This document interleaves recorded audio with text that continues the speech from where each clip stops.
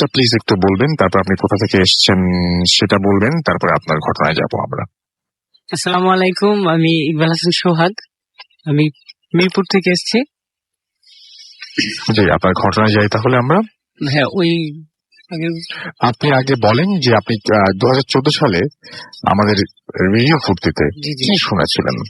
আসলে 2014 সালে যে ঘটনাটা ছিল সেটা হচ্ছে যে কোনো বাংলাদেশে তো অনেক পরিবহন আছে, যে একটা পরিবহন যেটা হচ্ছে একজন সুপারভাইজার যখন 900 কোচে, শীতের দিন, শীতকাল ছিল, 900 কোচে যাচ্ছিলেন, তখন সুপারভাইজার অ্যাজ ইউজুয়াল সব যাত্রী যখন উঠে যায় তখন হচ্ছে কি যে টিকিট চেক করার জন্য সব যাত্রীর কাছে যান। তখন সব যাত্রীগুলোকে চেক করার পরে তখন দেখছে যে একজন যাত্রী একেবারে পিছের সিটে চাদর মুড়ি দিয়ে বসে আছেন। আচ্ছা, তো উনি সবার টিকিট গুলো দেখার পরে তিনি উনার কাছে যান। উনার কাছে যাওয়ার পরে উনি যখন টিকিট চান তার কাছে, যাওয়ার পরে তিনি আস্তেই করে শুধুমাত্র টিকিটটা বের করে দেন। এর আগে একটা জিনিস করেন, ওই সুপারভাইজার যখন ওনাকে গায়ে হাত দিয়ে গায়ে স্পর্শ করে ডাকেন যে স্যার আপনি টিকিটটা একটু দেন, তখন ওই সুপারভাইজারের দিকে তাকান এবং টিকিটটা আস্তে করে বের করে দেন। এর মধ্যে সুপারভাইজার একটা জিনিস খেয়াল করেন যে তার পুরোটা শরীর একেবারে হচ্ছে ঠান্ডা হয়ে আছে। সো যখন হচ্ছে টিকিটটা চেক করার পরে তিনি চলে আসেন। আসার পরে যখন কোনো একটা হোটেলে যখন বাসটা হচ্ছে ব্রেক করেন, ব্রেক করার পরে ওখানে কিছুক্ষণ রেস্ট নেন, তারপরে যখন উঠে আসেন ওই সুপারভাইজার সকল যাত্রীগুলোকে একবার চেক করেন। চেক করার পরে যখন দেখেন যে ওই যাত্রীটা কোথায়, সব যাত্রী গুনে নেওয়ার পরে দেখেন যে একজন যাত্রী কম আসলে একটা জিনিস কি পরে সেই জিনিসটা তিনি মিলাতে পারেন না যে তাদের কাছে যে চালানটা থাকে ওই চালানতে একজন যাত্রী ছিলই না, ওই টিকিটটাও তার কাছে নাই। এটা সবচেয়ে বড় একটা আজব ঘটনা। পরবর্তীতে যখন ওই মানে ড্রাইভার যাওয়ার পরে এই ঘটনা ঘটার পরে ড্রাইভারটা একটা সময় দেখা যায় কি যে এমন একটা জায়গায় যে থেমে আছে গাড়িটা, রাস্তা থেকে প্রায় 1.5 কিলোমিটার দূরে একটা গাছের নিচে। এই ঘটনাটা হয়েছিল 2014 সালের দিকে। তারপরে সেই সুপারভাইজার এবং ড্রাইভার দুজনেই হচ্ছে কি যে ছেড়ে দেন, পরিবহনের সাথে সম্পর্কটা ছেড়ে দেন। তারপর অনেকদিন ওই ড্রাইভার হচ্ছে বসে থাকেন বা অন্য কোনো কাজ করার পর আবারও সে রিসেন্টলি তিনি কোনো একটা পরিবহনে হচ্ছে যোগদান করেন ড্রাইভার হিসেবে। পরবর্তীতে এই গত কুরবানিতে কুরবানিতে আমি সেই ড্রাইভারের সাথেই 900 কোচে আসছিলাম। আস্তে আস্তে যে জিনিসটা হলো আমার সাথে সবচেয়ে আশ্চর্যজনক যে জিনিসটা, যে আমরা যখন ওই যেই এরিয়াতে অ্যাক্সিডেন্টটা হয়েছিল অনেকদিন আগে 2014 সালের দিকে, যেটা এই এরিয়াতে যখন অ্যাক্সিডেন্টটা হয়েছিল, এই এরিয়াতে ঢোকার পরে ওই যে মানে ড্রাইভার এবং আমি পুরোপুরি খেয়াল করছি যে আমাদের গাড়ির পাশ দিয়ে আর একটা গাড়ি চলছে।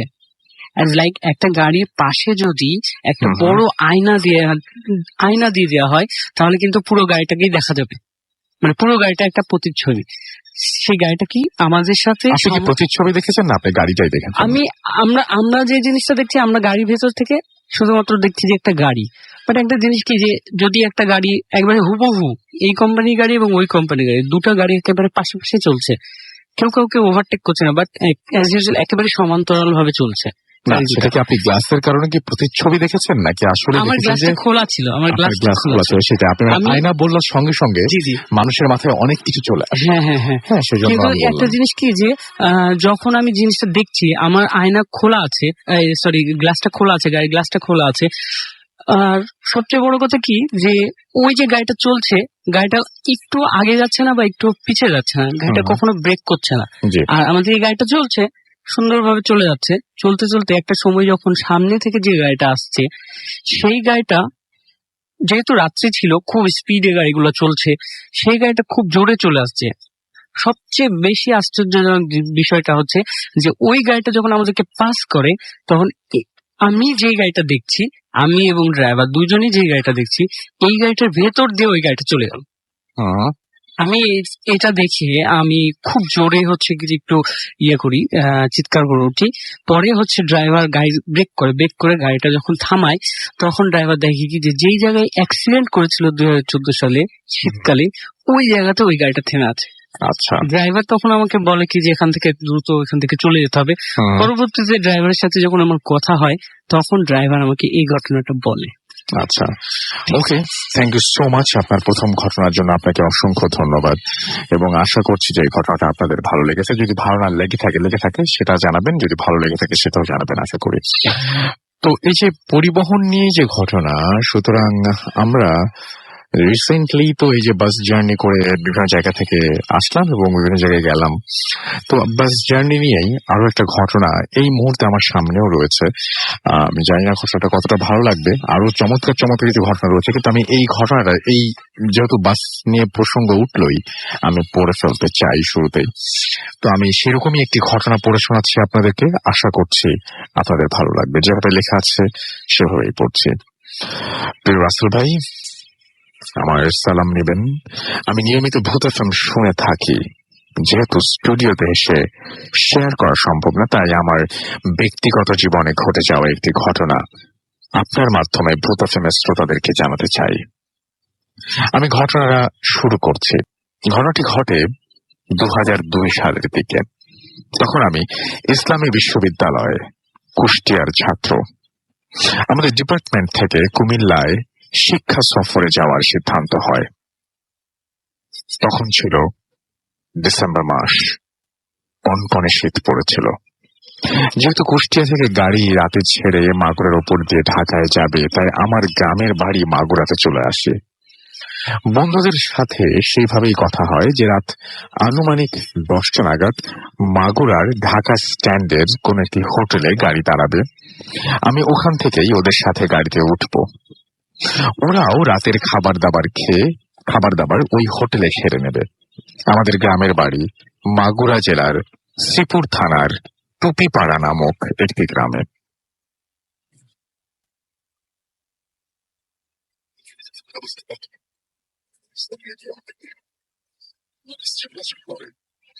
রাত 10টা থেকে 11টা পর্যন্ত শ্রীপুর থেকে মাগুরা যাওয়া তেমন কোনো বিষয়ই নয়, সর্বোচ্চ 1 ঘন্টা লাগে। তাই আমি বাড়ি থেকে রাতের খাওয়া দাওয়া সেরে বাবা মায়ের কাছ থেকে বিদায় নিয়ে রাত 8টা নাগাদ বাড়ি থেকে বের হই। আমাদের বাড়ি থেকে শ্রীপুর বাজার 1 কিলোমিটার, ওই পর্যন্ত ভ্যান বা হেঁটে যেতে হয়। তারপর শ্রীপুর থেকে টেম্পুতে মাগুরা। আমি খুব নিশ্চিন্ত মনে বাড়ি থেকে বের হলাম। একই শীতের রাত, তার উপরে ভরা পূর্ণিমা, চাঁদের আলো আর হিম হিম পরিবেশের ভেতর দিয়ে আমি চিরচেনা গ্রামের পথে হেঁটে চললাম।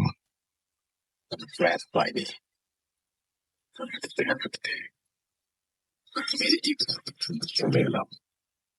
ঈদগাহের পেছনে আছে গ্রামের গোরস্থান। সেটা রাস্তা থেকে একটু দূরে। ওসব নিয়ে আমার কোনো ভাবনা চিন্তা, আমি শিওর রাস্তায় আমি ছাড়া আর কেউ নেই। থাকলে অবশ্যই আমি দূর থেকে দেখতে পেতাম। যখন হাঁটতে হাঁটতে আমি ঈদগাহ ও গোরস্থান পার করছি, হঠাৎ দেখি 2-3 হাত ধরে রাস্তার উপর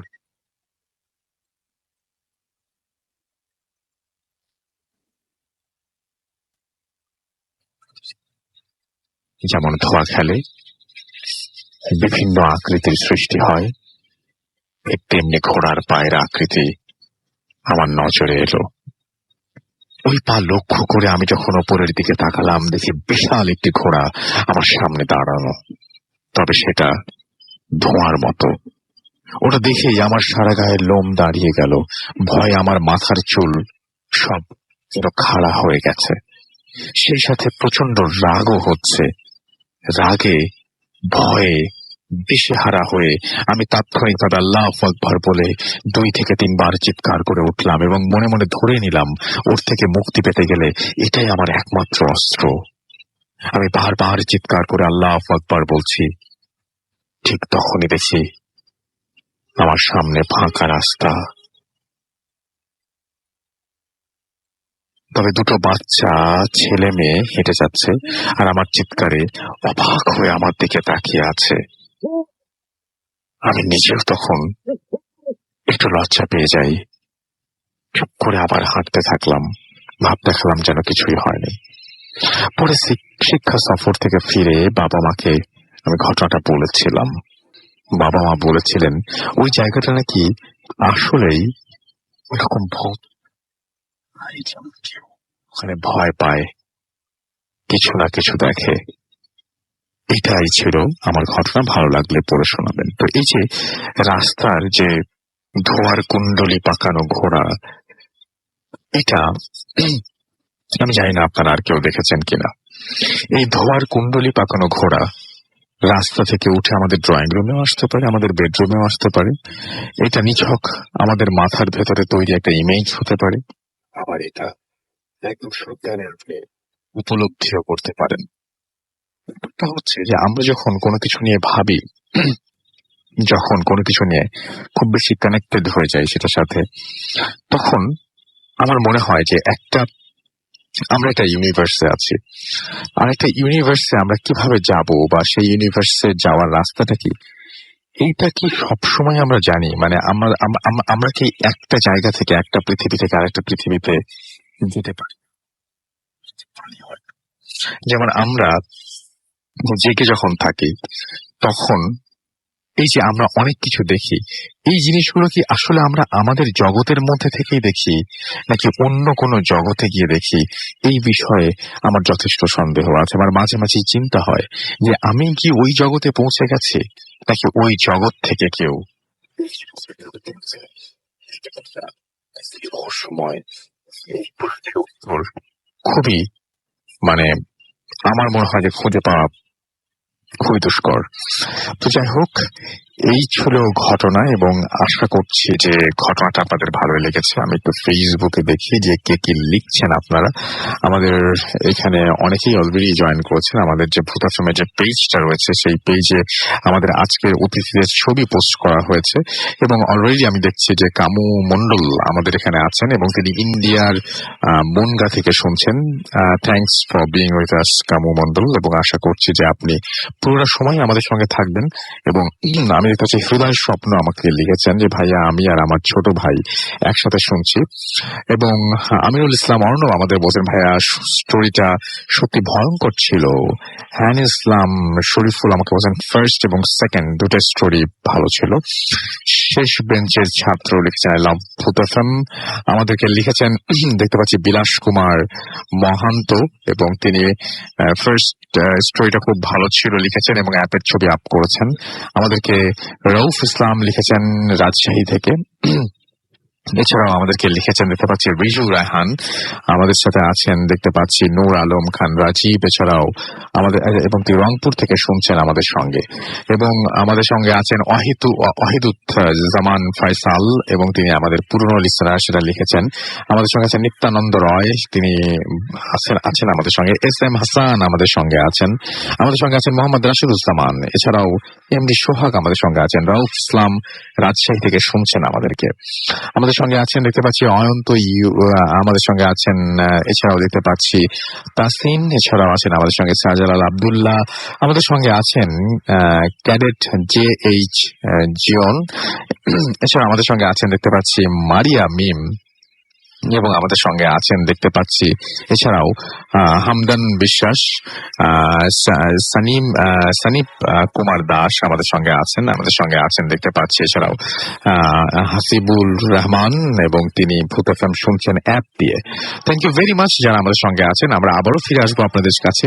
আপাতত আমরা আরো একটি ঘটনায় যাই, এবং সেই ঘটনাটি আমাদের আরো একজন অতিথি যিনি নতুন জয়েন করেছেন আমাদের সাথে।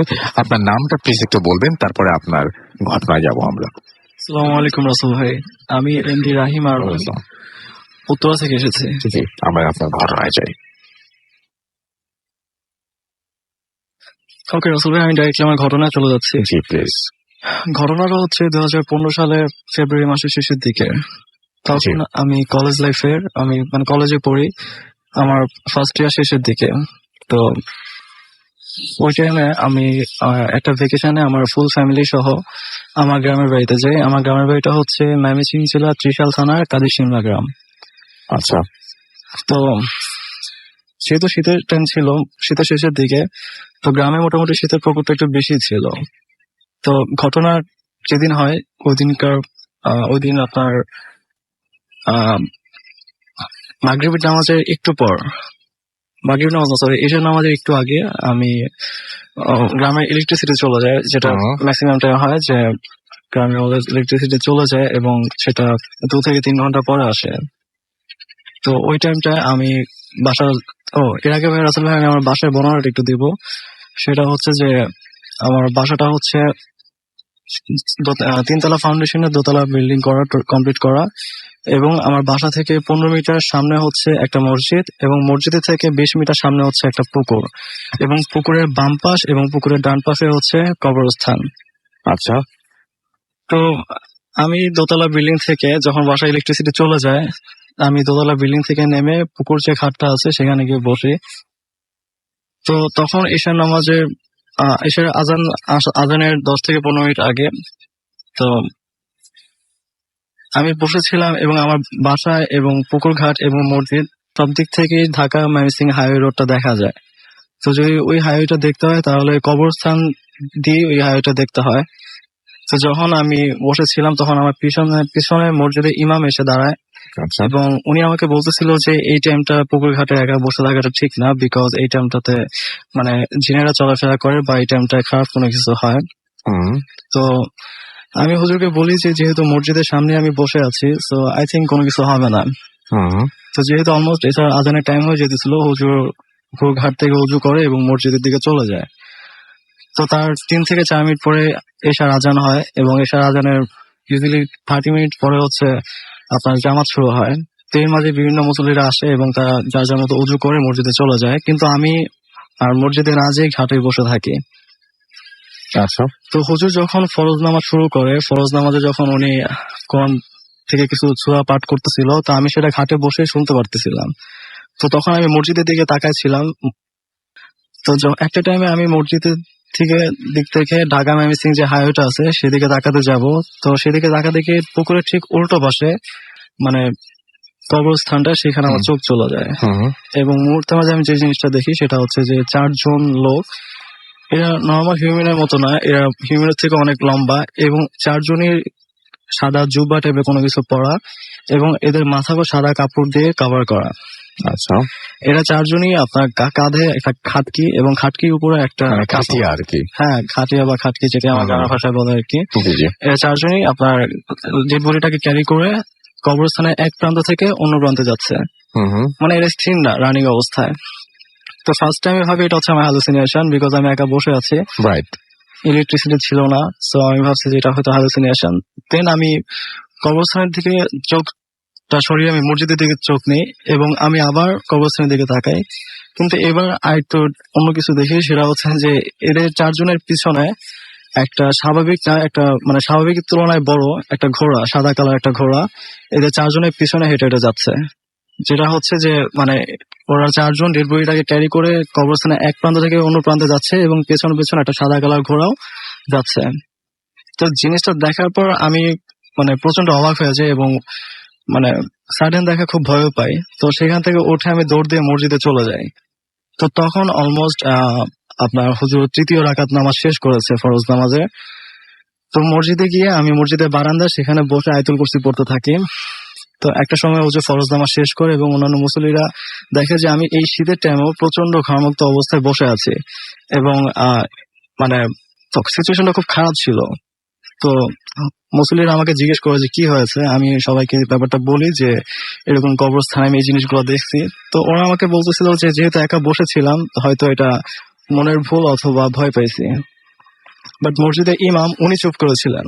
তো একটা সময় উনি আমাকে বলেন যে আমি তোমাকে না করেছিলাম এখানে বসে থাকতে, বিকজ এই টাইমটা খারাপ এবং এই টাইমে জিনেরা চলাফেরা করে বা খারাপ কোনো কিছু হয়।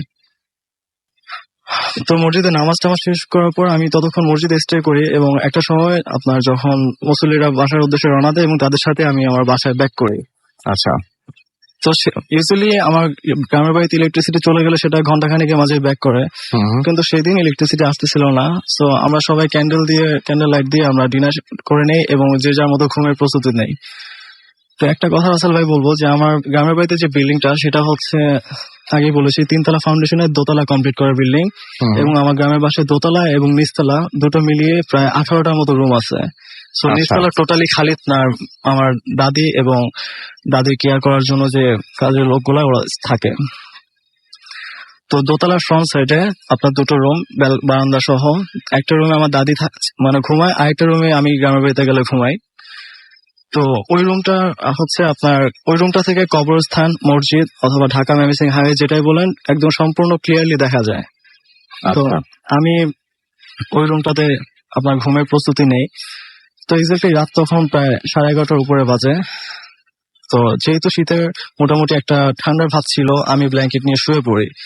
তো ডাইনিং রুমের টেবিলের উপর ক্যান্ডেল লাইট ধরানো ছিল, কিন্তু আলোটা আমার রুমে টোটালি আসতেছিল না। আকাশে পরিপূর্ণ জোছনা ছিল।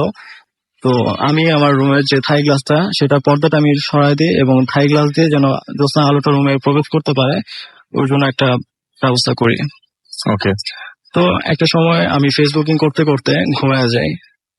তো যতদূর মনে পড়ে অলমোস্ট 2:30 বাজে তখন মানে রুমে ইলেকট্রিসিটি চলে আসছে। ইলেকট্রিসিটি চলে আসায় ফ্যান ঘুরতেছিল। আমার একটা আবার ব্যাড হ্যাবিট, সেটা হচ্ছে আমি উইন্টার ফ্যান ছেড়ে ঘুমাই। তো ফ্যান ঘুরতেছিল, তা আমি ঘুম থেকে উঠে এবং ব্ল্যাঙ্কেটটা ভালোভাবে শরীরে জড়িয়ে নিয়ে আবার শুয়ে পড়ি। কিন্তু খুব অস্বস্তি লাগতেছিল, মানে শুয়ে থাকতে আর ইচ্ছা করতেছিল না। তো আমি উঠে বসে ফার্স্টে আমি পুরো রুমটা যেহেতু ডার্ক, আমি পুরো রুমটা একবার তাকাই এবং দেন আমি বারান্দায় এবং বারান্দাদের রাইটলি আমি পুকুর ঘাটে তাকাই, যে ঘাটটা আমি সন্ধ্যার দিকে বসেছিলাম। এবং যে জিনিসটা দেখি সেটা মানে মুহূর্তের জন্য আবার আমাকে একদম কি বলবো নিস্তেজ করে দেয়। যে আমি দেখি যে সেই 4জন লোক জুব্বা পরিহিত এবং তাদের মাথা ফেস পুরোটাই হচ্ছে সাদা কাপড় দিয়ে ঢাকা। এরা 4জনই আপনার ঘাটের দুপাশে বসে আছে এবং মাঝখানে যে খাটিয়া যেটা বলে আর কি, খাটিয়াটা রাখা, এবং সেই সাদা ঘোড়াটা ওই খাটিয়ার পাশে দাঁড়ানো অবস্থায়। আর সব থেকে আশ্চর্যকর ব্যাপার হচ্ছে এরা 4জনই এবং ঘোড়াটা আমার বাসার দিকে তাকিয়ে আছে। আচ্ছা। তো যেহেতু আমার রুমের লাইট অফ এবং বাসার মোটামুটি নিচতলার দুটো নিচতলার যে সামনের রুমটা এটা লাইট অন করা ছিল।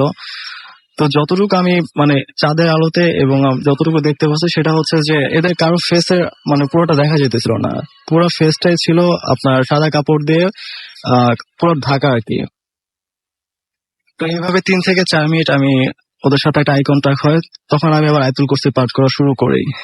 তো আয়াতুল কুরসি পাঠ করতে করতে আমি মনে কিছুটা সাহস সঞ্চয় করি এবং আমি দেখতে থাকি। তো একটা সময় 3 থেকে 4 মিনিট পরে এরা দেখলাম যে 4জনে আবার খাটিয়াটা কাঁধে করে নিল এবং এরা কবরস্থানের দিকে আস্তে আস্তে চলে গেল। আচ্ছা। বাট এরা কবরস্থানে চলে গেল এবং ঘোড়াটা ওদের পিছনে চলে গেল। তো ওরা যখন কবরস্থানে গেল তখন দেখলাম যে আপনার আমার ঘাটের পাশে যে নারকেল গাছটা ছিল সেখান থেকে একটা শ্যাডো টাইপের কোনো কিছু, কালো শ্যাডো টাইপের কোনো কিছু আপনার নারকেল গাছ থেকে পুকুরে ঝাঁপ দেয়, যার কারণে খুব জোরে একটা সাউন্ড হয়। এবং সাউন্ডটা এমন ছিল যে মানে যদি আপনি একটা মানুষ যদি লাফ দেয় তাহলে পানি যেরকম হবে এবং সাউন্ড যেরকম হবে, লুক লাগে এরকম। তো এরপর আমি ভয় পেয়ে যাই এবং শুয়ে পড়ি। তো সকালবেলা যখন আমার ঘুম ভাঙার পর আমি মসজিদে ইমামের কাছে যাই এবং ইমামকে পুরো ঘটনাটা আমি বলি। তো ইমাম আমাকে বলে যে ফার্স্ট উনি আমাকে বলে যে না এগুলা কোনো কিছু না, তুমি হয়তো ভয় পাইছো। কিন্তু ওনাকে আমি কিছুটা ফোর্স করার পর উনি আমাকে পরে বলে যে উনি যখন রাতের বেলা ঘুমাতেন মসজিদে, তখন উনি ম্যাক্সিমাম টাইম রাতের বেলা যখন ফজর নামাজে আজানের জন্য উঠতেন, উনি দেখতেন মসজিদে 4 থেকে 5 জন লোক আপনার নামাজ পড়ছে, কিন্তু তখন ফজরের ওয়াক্ত হয় নাই। এরা 4-5 জন ম্যাক্সিমাম টাইমে দেখতেন যে 4-5 জন লোক মসজিদে নামাজ পড়ছে। তো হুজুর ফার্স্টে যদি আমার বাড়িতে অনেকদিন যাবে স্টে করতেছে, তো উনি ভালো করে জানে যে আমাদের বাড়িতে একটু জিনের প্রবলেম আছে। তো হুজুর মানে ওদের নামাজ পড়া যতক্ষণ না শেষ হতো ততক্ষণ উনি বেড থেকে উঠতো না। নামাজ শেষ হলে তারপর উনি উঠতো এবং ফজর আজানের জন্য প্রস্তুতি নিত। তো একটা সময় হুজুর আপনার একদিন ওই পুকুর ঘাটে যায় ফজর নামাজের জন্য ওযু করবে। তো উনি যাওয়ার পর সেম আমি যে জিনিসটা দেখছি 4জন লোক উনিও সেই জিনিসটা দেখে এবং এরা 4জনই হুজুরের দিকে তাকিয়ে হুজুরকে ডাকতেছিল। আচ্ছা। হুজুরের কাছে সেম ঘটনা তার সাথেও ঘটে। ঘটে। তো এরপরে হুজুর স্বপ্ন দেখে আর কি, ড্রিম দেখে, যেটা হচ্ছে স্বপ্নে দেখে যে এই 4 জন লোক ডেড বডি নিয়ে কবরস্থানে দাঁড়ায় আছে এবং 4 জন ট্রাই করতেছে লাশটাকে দাফন করার জন্য, কিন্তু কোনোভাবে এরা 4 জন লাশটাকে কবর নামাতে পারতেছে না।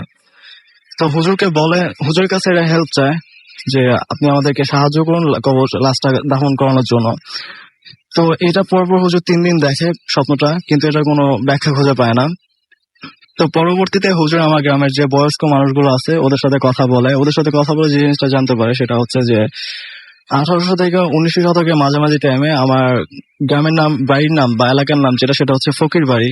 তো এখানে কিছু এলেম ফকির থাকতো যারা আর কি জিন পালন করতে এবং ওই জিন দিয়ে মানুষের ভালো উপকার করা বা কি বলবো, যে জিন দিয়ে এক মানুষের উপকার করতে গিয়ে আরেক মানুষের ক্ষতি করা, এই কাজগুলো আরো করে থাকতো। তো যে এই এলেম ফকির গুলোর মাঝে যে সব থেকে বড় এলেম ছিলেন আর কি, উনি অলওয়েজ একটা ঘোড়ায় করে পুরো যে এলাকাটা এটা ঘুরে বেড়াতেন এবং যে মানুষগুলো মানে ছোটখাটো ভুলগুলো করে উনি অনেক বড় করে দেখতেন এবং মানে শাস্তি দিতেন। তো দেশে মানে এলাকার মানুষগুলো সবারই একটা আতঙ্ক ছিল তার মনে এই এলেম ফকিরটার জন্য। তো ওই এলেম ফকির 2 টাইপের জিন পালতো, একটা ছিল ভালো জিন আর একটা ছিল খারাপ জিন। তো ভালো জিনগুলো অলওয়েজ উনি ওনার সাথে রাখতেন, আর খারাপ যে জিনগুলো ছিল এগুলোকে উনি অলওয়েজ এলাকার বাইরে রাখতেন। তো একটা সময় যখন এলেম ফকির মারা যায় তখন কি হয় যে খারাপ জিনগুলা এলাকার মানুষগুলোর উপর একটা অত্যাচার শুরু করে, মানে বিভিন্ন ভাবে ভয় দেখানোর ট্রাই করে বা বিশেষ করে বাচ্চাদের প্রতি বিভিন্ন ভাবে ওরা কারো জিন ভর করে বা কাউকে ভয় দেখানোর ট্রাই করে। তো উনি মারা যাওয়ার পরে অন্যান্য এলেম ফকিরগণ সম্মিলিত ভাবে তাদের প্রচেষ্টা করে আপনার জিনদের দ্বারা করে ওই যে খারাপ জিনগুলো থাকে এগুলাকে একটা বোতলে করে আপনার মানুষের থেকে দূরে করে দেয়। জি, thank you so much, and আপনাকে অনেক ধন্যবাদ আপনার ঘটনার জন্য। আমরা ছোট্ট বিরতিতে যাবো এবং বিরতির পরে আবারও ফিরে আসবো। সেই পর্যন্ত আমাদের সঙ্গে থাকুন। স্টে টিউনড রেডিও ফুর্তি, এন্ড ডোন্ট স্টপ দ্য ফুর্তি FM. The night comes alive with Graminphone.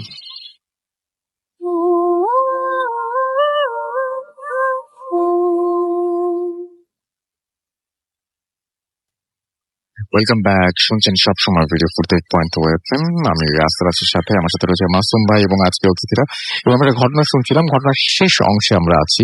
বলেন আপনার ঘটনাটা প্লিজ একটু শেষ করেন।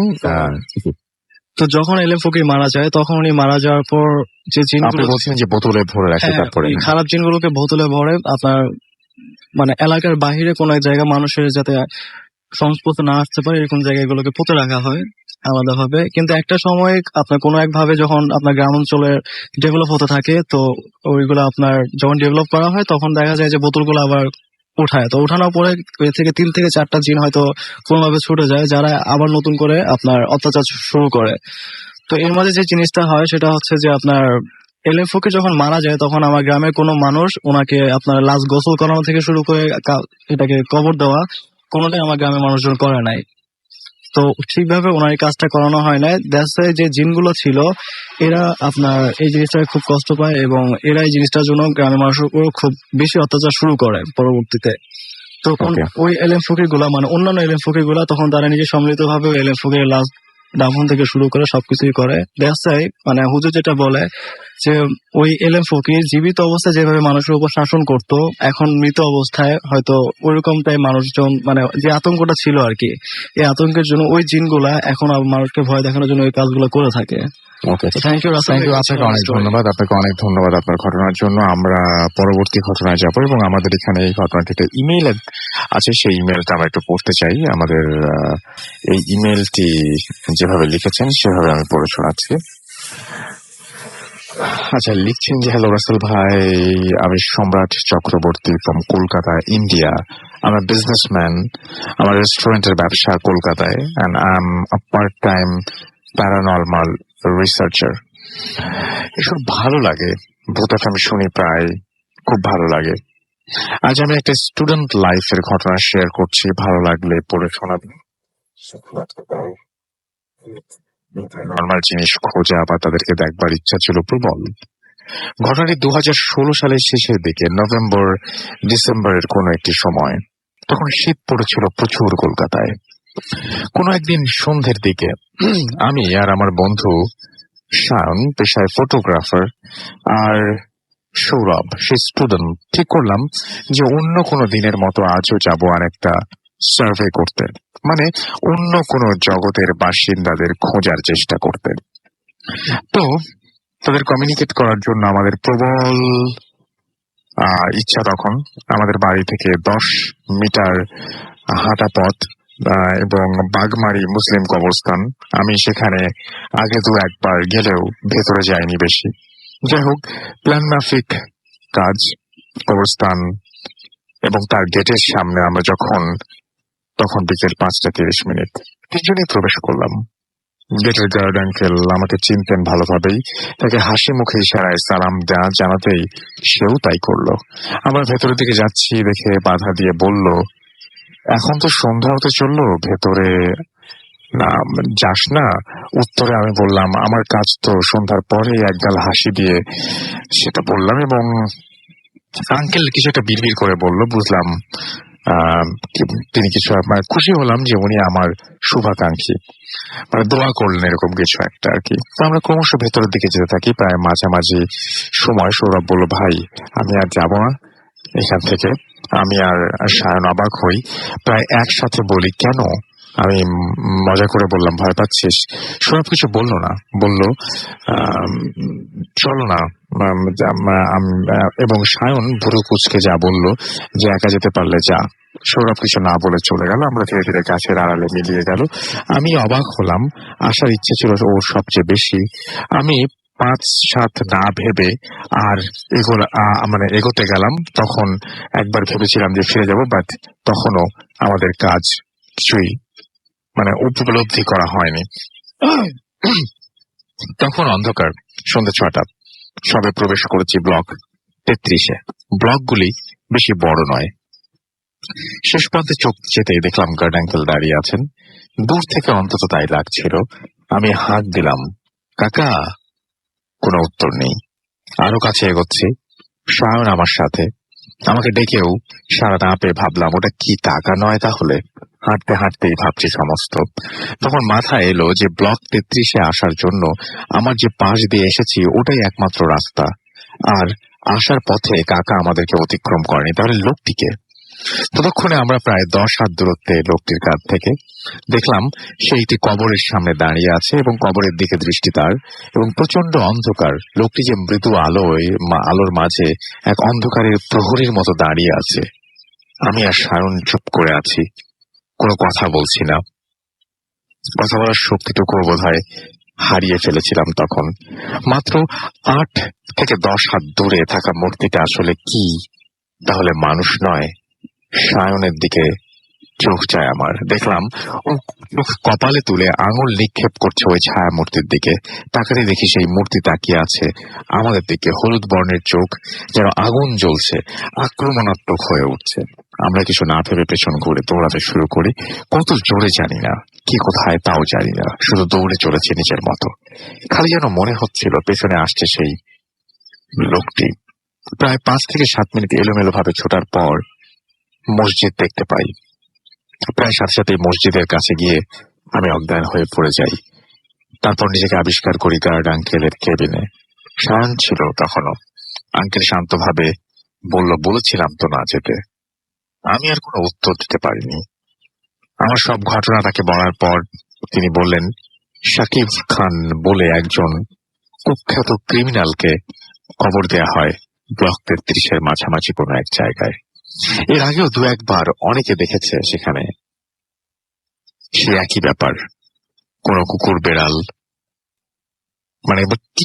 কোনো কিছুই সেখানে যায় না। তো তার কাছে, এবং তারা পরে দিয়ে দেখেছেন যে আমার কাছে আরো অনেক ঘটনা আছে, সেই ঘটনাগুলো চাইলে লিখতে পারেন, এই আর কি। Thank you very much. আপনাকে অনেক অনেক অনেক অনেক ধন্যবাদ সম্রাট, এবং আশা করছি যে আপনি সবসময় ভালো থাকবেন এবং ভালো দলে থাকবেন। আমরা চলে যাব আমাদের পরবর্তী ঘটনায়, আমাদের অতিথির কাছে। তবে তার আগে আমরা ফেসবুকে এগুলো দেখতে চাই আপনারা কে কি লিখছেন। তো এই মুহূর্তে আমি দেখতে পাচ্ছি যে আমাদের সঙ্গে আছেন ভাইয়া সিলেট থেকে অ্যালেক্স হোসেন, আমাদের সঙ্গে আছেন সম্রাট বয় তানভীর, আমাদের সঙ্গে আছেন দেখতে পাচ্ছি। এছাড়াও সালমান স্যাম, প্রিন্স বয় আরিয়ান আমাদের সঙ্গে আছেন, জসিম আহমেদ জিসান আমাদের সঙ্গে আছেন, JR জামিল রহমান আমাদের সঙ্গে আছেন। আমাদের সঙ্গে আছেন দেখতে পাচ্ছি আলামিন মল্লিক, এছাড়াও আমাদের সঙ্গে আছেন মোহাম্মদ সোহেল আহমেদ টুটুল, এম এ মতিন খান আমাদের সঙ্গে আছেন, রিফাত আছেন আমাদের সঙ্গে আছেন আশিকুর রহমান ফয়সাল, এমডি লিটন আমাদের সঙ্গে আছেন, উম্মে সালমা উষা আমাদের সঙ্গে আছেন এবং কমেন্ট পড়তে বলেছেন। অ্যান্ড উম্মে সালমা হচ্ছে আমার ক্লাসমেট, তিনি শুনছেন আমাকে। থ্যাংক ইউ আমার সঙ্গে থাকার জন্য এবং আশা করছি পুরোটা সময় আমার সঙ্গে থাকবেন। অ্যান্ড আমি দেখতে পাচ্ছি যে আমাদের সঙ্গে আছেন, দেখতে পাচ্ছি এম এম মতিন খান, সুদীপ্ত কুমার আমাদের সঙ্গে আছেন এমডি ওয়াহিদুজ্জামান, এমডি আহসান হাবিব রুকু আমাদের সঙ্গে আছেন রুবেল খান।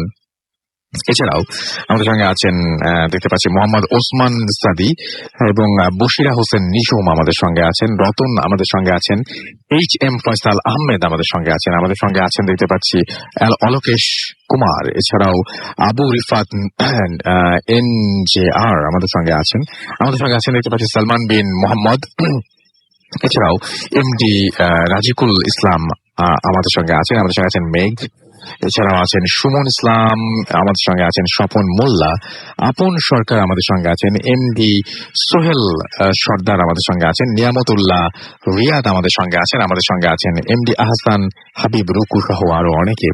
তো আপনারা যদি থাকতে চান চলে আসতে পারেন আমাদের এই দুটো পেজে, ভিজিট করতে পারেন www.facebook.com/radio.ফুর্তি and www.facebook.com/bhutfm.russell। আমরা চলে যাব আমাদের পরবর্তী ঘটনায়, আমাদের প্রথম অতিথির কাছে।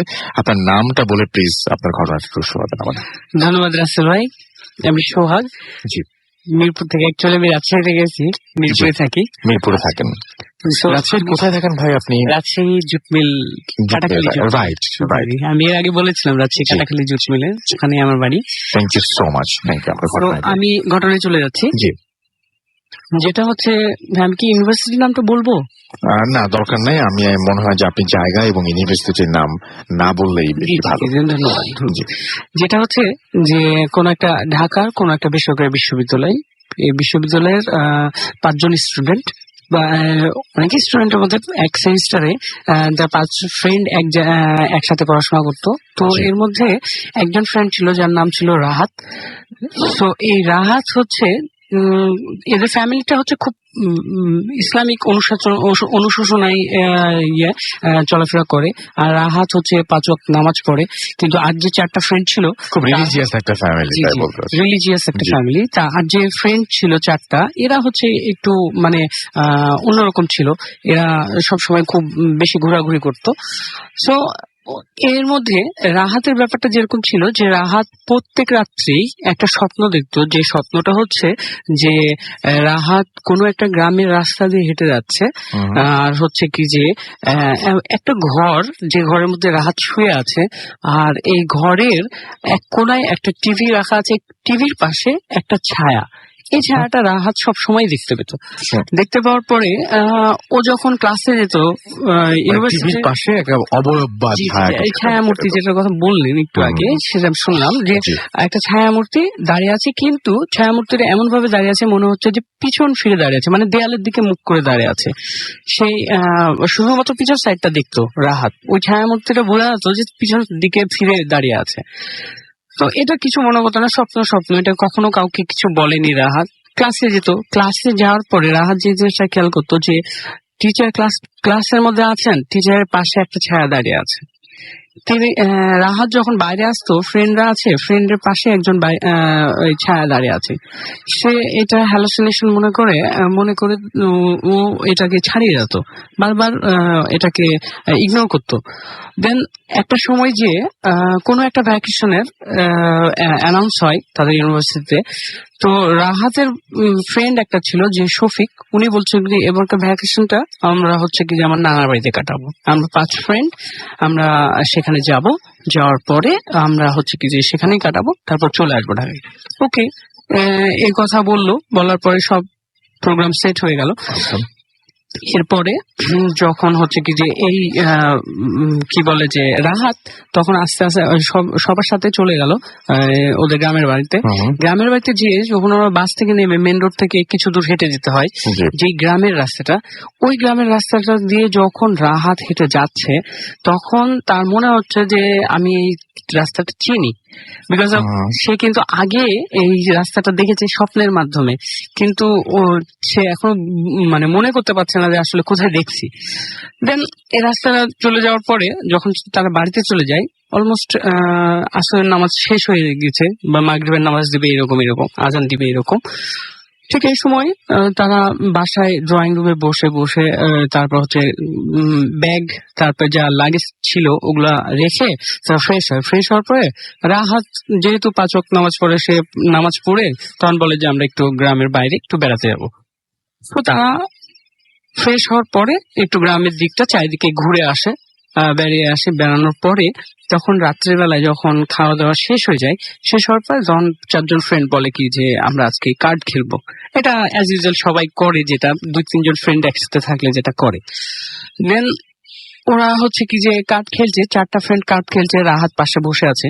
বসে থাকতে থাকতে অলমোস্ট যখন প্রায় 1টা বাজে তখন হচ্ছে কার্ড খেলা শেষ হয়। সবাই মিলে তখন বলে যে আচ্ছা ঠিক আছে এবার ঘুমাতে যাবো আমি। ঘুমাতে যাওয়ার পরে তখন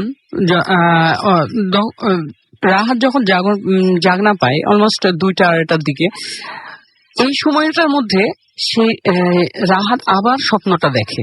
যখন ঘুমাতে যায়, সবাই ঘুমিয়ে গেছে, রাহাত আবার স্বপ্নটা দেখে যে ওই একটা ঘরের মধ্যে শুয়ে আছে, যেখানে শুয়ে আছে ওই ঘরের মধ্যে একটা টিভির পাশে একটা ছায়া দাঁড়িয়ে আছে দেয়ালের দিকে মুখ করে। এটা স্বপ্নের মধ্যে দেখছে। তখন রাহাতের ঘুমটা ভেঙে যায়। ভেঙে যাওয়ার পরে রাহাত যেভাবে শুয়ে আছে, আমি একটু বলে নিই যে ওই যে স্বপ্নের মধ্যে দেখে, ওখানে দেখে যে রাহাত একা শুয়ে আছে। বাট যখন স্বপ্নটা ভেঙে যায়, যখন সে জেগে যায়, তখন দেখছি কি যে তার ফ্রেন্ডরা শুয়ে আছে। কিন্তু ওই রুমটার মধ্যে ওই জায়গাতে টিভি আছে এবং ওই জায়গাতে একজন দাঁড়িয়ে আছে। এবারে রাহাত একেবারে ফেস মানে in front of his eyes, একেবারে সামনাসামনি সেই জিনিসটা দেখছে। দেখার পরে রাহাত তখন খেয়াল করছে যে এই জিনিসটা আমি আগে কোথায় দেখছি, তার মানে আমি স্বপ্নের মধ্যে দেখছিলাম, এটা এখন দেখছি, একেবারে সরাসরি দেখছি। দেন রাহাত করে কি আস্তে করে উঠে এসে বলে কি যে আসলে এটা কি আমার স্বপ্ন না সত্যি, এটা আমি আজকে পরীক্ষা করব। রাহাত যে জিনিসটা করে যে আস্তে করে বিছানা থেকে নেমে আসার পরে সে আস্তে আস্তে ওই টিভির কাছে যায়। যতই কাছে যায় সে একটা জিনিস খেয়াল করে যে স্বপ্নের মধ্যে যে জিনিসটা দেখতো যে দেয়ালের দিকে সে ছায়াটা দাঁড়িয়ে আছে, দেয়ালের দিকে মুখ করে। বাট যতই কাছে যায় একটা সময় যে দেখে কি যে ওই ছায়াটা রাহাতের দিকে মুখ করে দাঁড়িয়ে আছে, কিন্তু মাথাটা নিচু করে আছে। এই সময় রাহাত যখন একেবারে কাছাকাছি চলে যায়, যাওয়ার পরে রাহাত ওই ব্যক্তিটার বা ব্যক্তি বলেন বা ছায়ামূর্তি যেটাই বলেন না কেন, ওটার যখন হচ্ছে কাছে যে যখন তার হাতের উপর হাত দেয়, ধরার চেষ্টা করে, তখন দেখে একটা শীতল এবং লোমশ একটা শরীর সে তার হাতে ধরে। রাহাত এই জিনিসটা দেখে। দেখার পরে যখনই হাত দেয় তার গায়ে, তখন সে ছায়ামূর্তি বা যেটাই বলেন না কেন, সেই ব্যক্তি শুধুমাত্র তার মাথাটা উঁচা করে একটু তাকায় রাহাতের দিকে, মানে মাথাটা তোলে। রাহাত যে জিনিসটা দেখে সেই জিনিসটা তো সবচেয়ে বেশি ভয়ঙ্কর, যেটা যে রাহাতের চোখের সামনে যে জিনিসটা দেখছে যে মানুষটা মাথাটা তুলেছে ওই মানুষটার চেহারার মধ্যে কোনো চেহারাই নাই। এটা হচ্ছে one kind of black hole, একেবারে অন্ধকার একটা গর্তর মতো, কিন্তু কোনো চেহারা নাই। এই জিনিসটা দেখার পরে রাহাত খুব জোরে চিৎকার করে ওঠার পরে সেন্সলেস হয়ে যায়। পরের দিন রাহাতের খুব জ্বর আসে। সেই দিনই হচ্ছে কি যে রাহাতকে ঢাকায় ট্রান্সফার করা হয়। ট্রান্সফার করার পরে 3 দিন পর হচ্ছে তার জ্বর কমে যায়। তখন হচ্ছে তাদের ফ্যামিলি যেহেতু একটা রিলিজিয়াস মাইন্ডেড, তো তাদের ফ্যামিলিতে একটা হুজুর নিয়ে আসা হয়। হুজুর বলে যে রাহাত হচ্ছে কি যে যেহেতু 5 ওয়াক্ত নামাজ পড়ে, তাদের যে ফ্রেন্ড গুলা ছিল এই ফ্রেন্ড গুলার চেয়ে রাহাত একদম অন্যরকম। আর রাহাত যে জিনিসটা দেখেছে বা যে জিনিসটা সামনাসামনি হয়েছে, এটা ছিল একটা দুষ্ট জিন, যেটাকে আমরা বলি যে ওই যে পিশাচ যেটাকে বলি, হ্যাঁ, যেটা মানুষের পিছে লাগে। তো এই জিনিসটা রাহাতকে অনেকবার চেষ্টা করেছে যে রাসেল ভাই কিছুক্ষণ আগে আপনি যেটা বললেন যে অন্য একটা ডাইমেনশন থেকে মানুষের সাথে কানেক্টেড হওয়ার জন্য চেষ্টা করে, ঠিক একইভাবে দেখা যাচ্ছে কি যে রাহাতের সাথে প্রথমে স্বপ্নের মাধ্যমে যোগাযোগ করেছে, বাট এটা রাহাত ইগনোর করে গেছে। তারপরে একেবারে সরাসরি তার সামনে চলে এসছে। দেন হুজুর যখন হচ্ছে কি যে তাকে হচ্ছে কি যে অনেক তাবিজ টাবিজ দিয়ে দেয়, পানি পড়া দিয়ে দেয়, এগুলো যখন সে ব্যবহার করা শুরু করে তখন থেকে সে স্বপ্ন আর দেখে না বা এটা আর তার সামনে ছিল না। এটাই ছিল ঘটনা। ওকে, থ্যাংক ইউ সো মাচ আপনার ঘটনার জন্য। আপনাকে অনেক ধন্যবাদ। আমাদের যে ভূত এফএম যে পেজটা রয়েছে সেই পেজে আমি দেখতে পাচ্ছি অনেকেই আমাদেরকে লিখছেন এখানে, এবং আমাদের সঙ্গে আছেন রামিন আরশ, এছাড়াও এবং তিনি লিখেছেন যে গাইবান্ধা থেকে শুনছি, জোস লাগছে আজকের স্টোরিগুলো। থ্যাংক ইউ ভেরি মাচ আমাদের সঙ্গে থাকার জন্য। আক্তার খাদিজা আমাদের সঙ্গে আছেন এবং তিনি লিখেছেন as usual to the she is listening two ভূত এফএম, এবং তিনি বলছেন with her little brother Himel, and আমাদের সঙ্গে আছেন তিনি এই মুহূর্তে, এবং তিনি চাচ্ছেন আরো ভয়ঙ্কর কোনো ঘটনা, আর যে নেক্সট যে ঘটনাগুলো আছে সেগুলো আপনার কাছে আরো ভালো লাগবে। থাকুন আমাদের সঙ্গে। রনি আহমেদ আমাদের সঙ্গে আছেন। আমার কাছে অনেক অ্যাবনর্মাল বলতে প্যারানর্মাল বুঝাইছেন সম্ভবত ঘটনা আছে, এবং তিনি আমাদেরকে সেটা পাঠাতে পারেন। Thank you very much. আমাদের অ্যাড্রেসটা হচ্ছে bhuthfm@radiofurti.fm, BHWTFM@radioforti.fm। আপনার নাম, ঠিকানা এবং ফোন নাম্বার সহ আপনার জীবনে ঘটে যাওয়া বা আপনার জানা সেটা ঘটনা লিখে পাঠিয়ে দিন আমাদের কাছে। ঘটনার শুরুতে অবশ্যই উল্লেখ করুন যে ঘটনাটি আপনি স্টুডিওতে এসে শেয়ার করতে চান, নাকি আপনি চান আপনার ঘটনা আমরা পড়ে শোনাবো। আর যারা দেশের বাইরে রয়েছেন তারা সরাসরি অডিও ক্লিপ পাঠিয়ে দিতে পারেন, অথবা ঘটনা যদি লিখে পাঠাতে চান লিখেও পাঠাতে পারেন।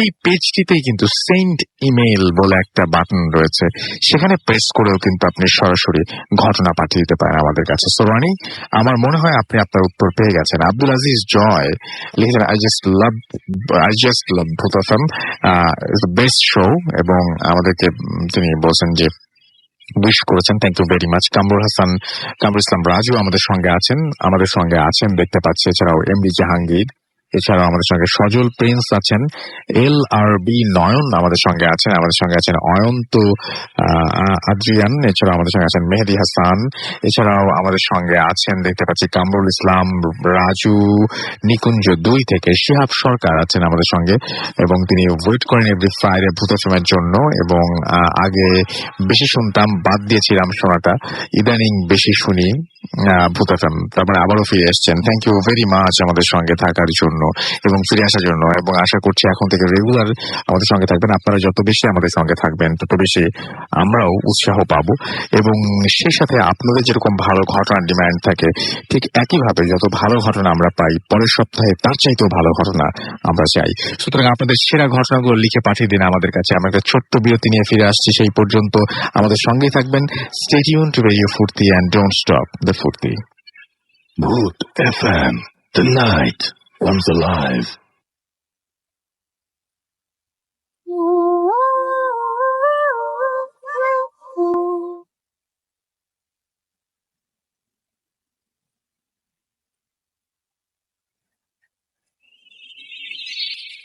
আসসালামু আলাইকুম রাসেল ভাই, কেমন আছেন? আশা করি ভালো। আপনি সবসময় ভালো দলেই থাকেন। তো আমি এমডি মাহাতার সিমন, আমি মিরপুর 1 নম্বর থেকে বলছি। ঘটনায় চলে যাচ্ছি।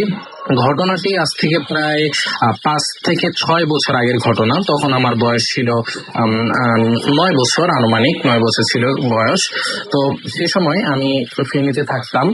বলে রাখি যে আমি আমার জন্মের 15 বছর ফেনী শহরে কাটিয়েছি। আমার বর্তমান বয়স 16, আমি 15 বছরে ফেনী শহরে কাটিয়েছি। তো ফেনীতে একটা ভাড়া বাসার ঘটনা এটি। সেই বাসাটার সবচেয়ে বড় বৈশিষ্ট্যটা হচ্ছে বাসাটা ছিল 5 তলা, এবং বাসাটিতে 2 ইউনিট করে 10টা ইউনিট, অর্থাৎ 10টা ফ্যামিলি ছিল। তো ওই ফ্যামিলিগুলোর সবচেয়ে বড় জিনিসটা হচ্ছে যে প্রত্যেক ফ্যামিলির সাথে একটা ফ্যামিলির সাথে আরেকটা ফ্যামিলির যে এতটাই ঘনিষ্ঠ কানেকশন যে যেটা বর্ণনা করার মতো না, যে সব সময় একটা ফ্যামিলির সাথে আরেকটা ফ্যামিলির অলওয়েজ কানেকশন থাকে, যে কোনো ধরনের কানেকশন তাদের সাথে থাকে, অর্থাৎ একদম পুরো আত্মীয়র মতো।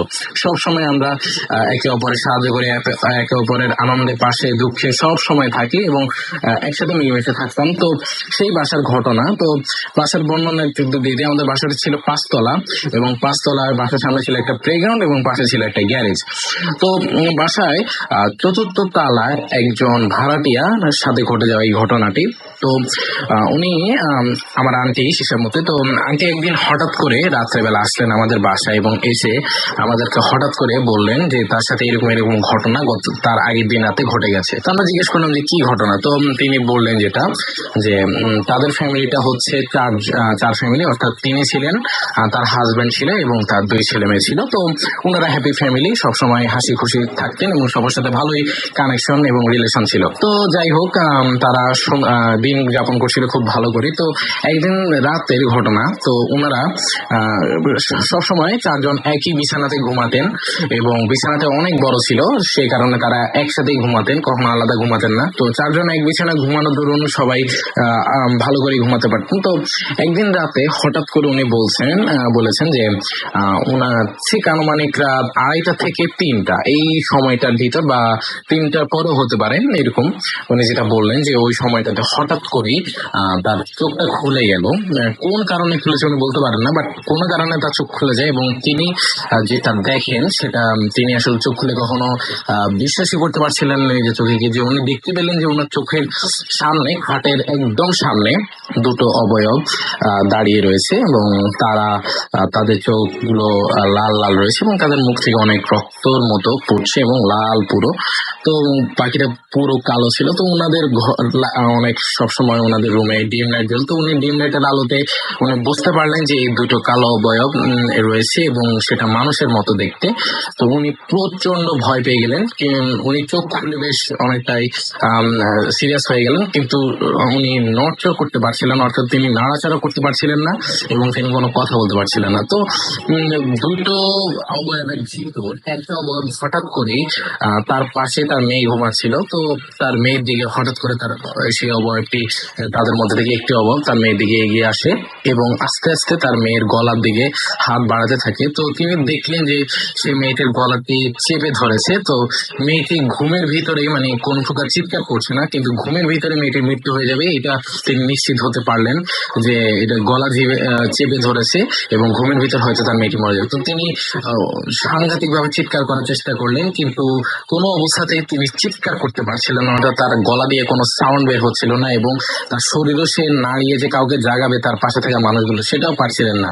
তো সবাই গভীর ঘুমে, শুধু উনি জেগে রয়েছেন এবং দেখছেন যে 2টো অবয়বের ভিতরে একটা অবয়ব তার মেয়ের গলা চেপে ধরেছে। মেয়েটি ঘুমের ভিতরেই ঘুমাচ্ছিল, কিন্তু মেয়েটি বুঝতে পারেনি যে তার দম বন্ধ হয়ে আসছে। তো মেয়েটির হঠাৎ করে শ্বাস প্রশ্বাস বেড়ে যায়, সেটি তার মা লক্ষ্য করে এবং তার মা আরো জোরে চিৎকার করার চেষ্টা করে, কিন্তু তার শক্তি সে যতই খরচ করে সে কিছুই করতে পারতো না। তো এভাবে মিনিট খানেক যাওয়ার পরে দ্বিতীয় যে অবয়বটি দাঁড়িয়েছিল সেই অবয়বটি হঠাৎ করেই কেমন জানি চেঞ্জ হয়ে গেল, অর্থাৎ তার মনে যে দয়া আসলো হয়তো সেটা উনি বুঝতে পারলেন। যে দ্বিতীয় অবয়বটি বুঝতে পারলো যে তার মায়ের কষ্ট হচ্ছে। তো দ্বিতীয় অবয়বটি প্রথম অবয়বটিকে একটা ইশারা করলেন এবং দ্বিতীয় অবয়বটি ইশারাটা এমন ছিল যে সে বোঝাচ্ছে যে ছেড়ে দাও বা আর দরকার নেই, এরকম কিছু একটা টাইপের। তো উনি বুঝতে পারলেন যে অবয়বটা ওই রকম কিছু একটা ওনাকে বোঝাচ্ছেন যে এটার আর দরকার নেই বা গলা টিপে ছেড়ে দাও, এরকম কিছু। তো ওর দ্বিতীয় অবয়বের কথায় আবার প্রথম অবয়বটি মেয়েটির গলা ছেড়ে দেয় এবং মেয়েটির শ্বাস প্রশ্বাস আবার নর্মাল হয়ে আসে, তার মা লক্ষ্য করে এবং তার মা তখনও চিৎকার করার চেষ্টা করে কিন্তু পারে না। তো প্রথম 2টি অবয়বই কিছুক্ষণ সেখানে আবার দাঁড়িয়ে থাকে এবং তার দিকে তাকিয়ে থাকে। তো সে অনেক ভয় পায় এবং সে প্রায় সেন্সলেস হয়ে যাওয়ার অবস্থায় পৌঁছে যাচ্ছিল। তো তখনই হঠাৎ করে সে লক্ষ্য করতে পারে যে অবয়ব দুটি সরে যাচ্ছে এবং আস্তে আস্তে সরতে সরতে দেয়ালের মাঝে হঠাৎ করে উধাও হয়ে যায়। তো এইটার পরে উনি যখন অবয়ব দুটো যখন উধাও হয়ে যায় তখন তিনি নর্মাল হয়ে যান এবং তখন তিনি তার গলা দিয়ে সাউন্ড বের করেন। কিন্তু যেহেতু ঘটনাটি ঘটে গেছে তাই তিনি আর কাউকে জাগাননি, সবাইকে ননতা ও তার মেয়েকে দেখছিলেন যে তার মেয়ে স্বাভাবিক রয়েছে। তো তিনি সেদিনের রাতের মতো আর ঘটনাটি কাউকে জানাননি। তো ঘটনাটি যেহেতু ঘটে গেছে তো তিনি সেটি কাউকে জানান, তিনিও ঘুমিয়ে পড়েন এবং পরবর্তীতে তিনি পরে এসে আমাদেরকে ঘটনাটি বলেন। তো ঘটনাটি এখান পর্যন্ত থেমে গেলেও ভালো থাকতো, কিন্তু ওনার সাথে ঘটনাটি রীতিমতো চলতেই থাকে। ঘটনাটি আরো তীব্র হয় তার কয়েকদিন পরেই। আমাদের ওখানে 2টো বাড়িওয়ালা ছিলেন, 2জন বাড়িওয়ালা। তো ওনারা 2জন ভাই ছিলেন। তো তাদের মধ্যে একজনের দুজনেরই মা, দুজনেরই একটাই মা। তো মা ওনাদের সাথেই থাকতেন। তো উনি যে মায়ের অনেক বয়স হয়ে গেছিল, তো বয়স হওয়ার দরুন ওনারা ওই মা একটু মানসিক ভারসাম্য হারিয়ে ফেলে। তো উনি যখন তখন যে কারো বাসায় গিয়ে দরজা ধাক্কা দেন, অর্থাৎ দরজা কলিং বেল না দিয়ে অনবরত দরজা ধাক্কিয়ে যেতেন দরজা খোলার জন্য। এতে অনেকেই একটু বিরক্ত বোধ করতেন। তো উনি চিনতেন ওনার দুই ছেলের বাসা, উনি চিনতেন। একজনের বাসা ছিল 4 তলায়, আরেকজনের বাসা ছিল 5 তলায়। তো উনি ওনাদের বাসায় গিয়ে প্রায় দরজা ধাক্কা দেন। আর আমরাও ছিলাম 5 তলায়, তো আমি দেখতাম ওনাকে প্রায়। তো এরকম অবস্থায় উনি প্রায় মানসিক ভারসাম্য হারিয়ে ফেলেছিল। তো ঘটনাটি আসলে ওনার সাথেই কানেক্টেড। ঘটনাটি তো উনি সেরকম ভারসাম্য হারিয়ে ফেলা প্রায় 3 থেকে 4 মাসের মাথায় উনি হঠাৎ করে মারা যান। তো মারা যাওয়ার পরে ওনাকে কবরস্থ করা হয় ওনার নিজ গ্রামে। তো যেদিন তিনি মারা যান সেদিন রাতের ঘটনা। তো সেদিন সেই মহিলাটির সাথে আবার আন্টির ভালো সম্পর্ক ছিল। তো প্রায় ওই মহিলাটি ওনার বাসায় যেতেন এবং কথা বলতেন। তো যেদিন উনি মারা গেলেন ওদিন রাত্রে উনি খেয়াল করলেন যে ওনার ব্যালকনির যে গ্রিল ছিল, গ্রিল গুলো অত্যন্ত শক্ত এবং গ্রিলে কেউ শক্ত কোনো লাঠি বা কোনো মেটাল দিয়ে জোরে জোরে আঘাত করছে এবং তিনি বুঝতে পারছিলেন ঠিক সেইভাবেই আঘাত করা হচ্ছে, ঠিক যেভাবে ওই মানুষটি সবার দরজা ধাক্কাতেন, অর্থাৎ ঠিক একই পরিমাণ সাউন্ডে এবং একই পরিমাণ শক্তিতে ওইটা ধাক্কাচ্ছিলেন। উনি এবার দরজা ধাক্কানো ছেড়ে দিয়ে উনি গ্রিলকে কিছু দিয়ে বাড়ি মারছিলেন, অর্থাৎ গ্রিলটি এত জোরে সাউন্ড হচ্ছিল যে উনি পুরো ভয়ে একবারে মানে অবস্থা খারাপ হয়ে যাচ্ছিল। উনি দেখতে পাচ্ছিলেন যে ওনার গ্রিলে ঠাস ঠাস শব্দ হচ্ছে এবং ঠিক সেভাবেই শব্দটা হচ্ছে ঠিক যেভাবে উনি দরজা ধাক্কাতেন। তো এটা দেখার পরে উনি আসলে সেখান থেকে চলে আসেন এবং তিনি অন্য রুমে আশ্রয় নেন। তো এইভাবে আধা ঘন্টা চলার পরে শব্দটি হঠাৎ করে বন্ধ হয়ে যায়। তো উনি ভালো করে দেখেন যে গ্রিলের চামড়া, অর্থাৎ গ্রিলে যে পেইন্ট করা হয়েছে পেইন্ট উঠে গেছে সম্পূর্ণ এবং কি দিয়ে যে আসলে ধাক্কানো হয়েছে সেটির কোনো চিহ্ন নেই। তবে ভালো করে ধাক্কানো হয়েছে, তবে গ্রিল শক্ত থাকে, গ্রিলের কিছুই হয়নি, তবে বেশ ভালো মতোই গ্রিলের ক্ষতি হয়ে গেছে। তো উনি এরপর থেকে আসলে অনেকটাই ভয় পেয়ে যান এইগুলো নিয়ে। ওনার সাথে আরো ছোট বড় নানা ধরনের ঘটনা ঘটে। তো রাসেল ভাই এই ছিল ঘটনা। ওনার সাথে আরো অনেক ঘটনা ঘটেছে যেটা আমি পরে আপনাকে পাঠাবো। তো আশা করি আপনার কাছে ঘটনাটি ভালো লেগেছে। ভালো থাকবেন রাসেল ভাই। সব লিসেনারদেরকে অসংখ্য ধন্যবাদ। আসসালামু আলাইকুম। Mood FM tonight.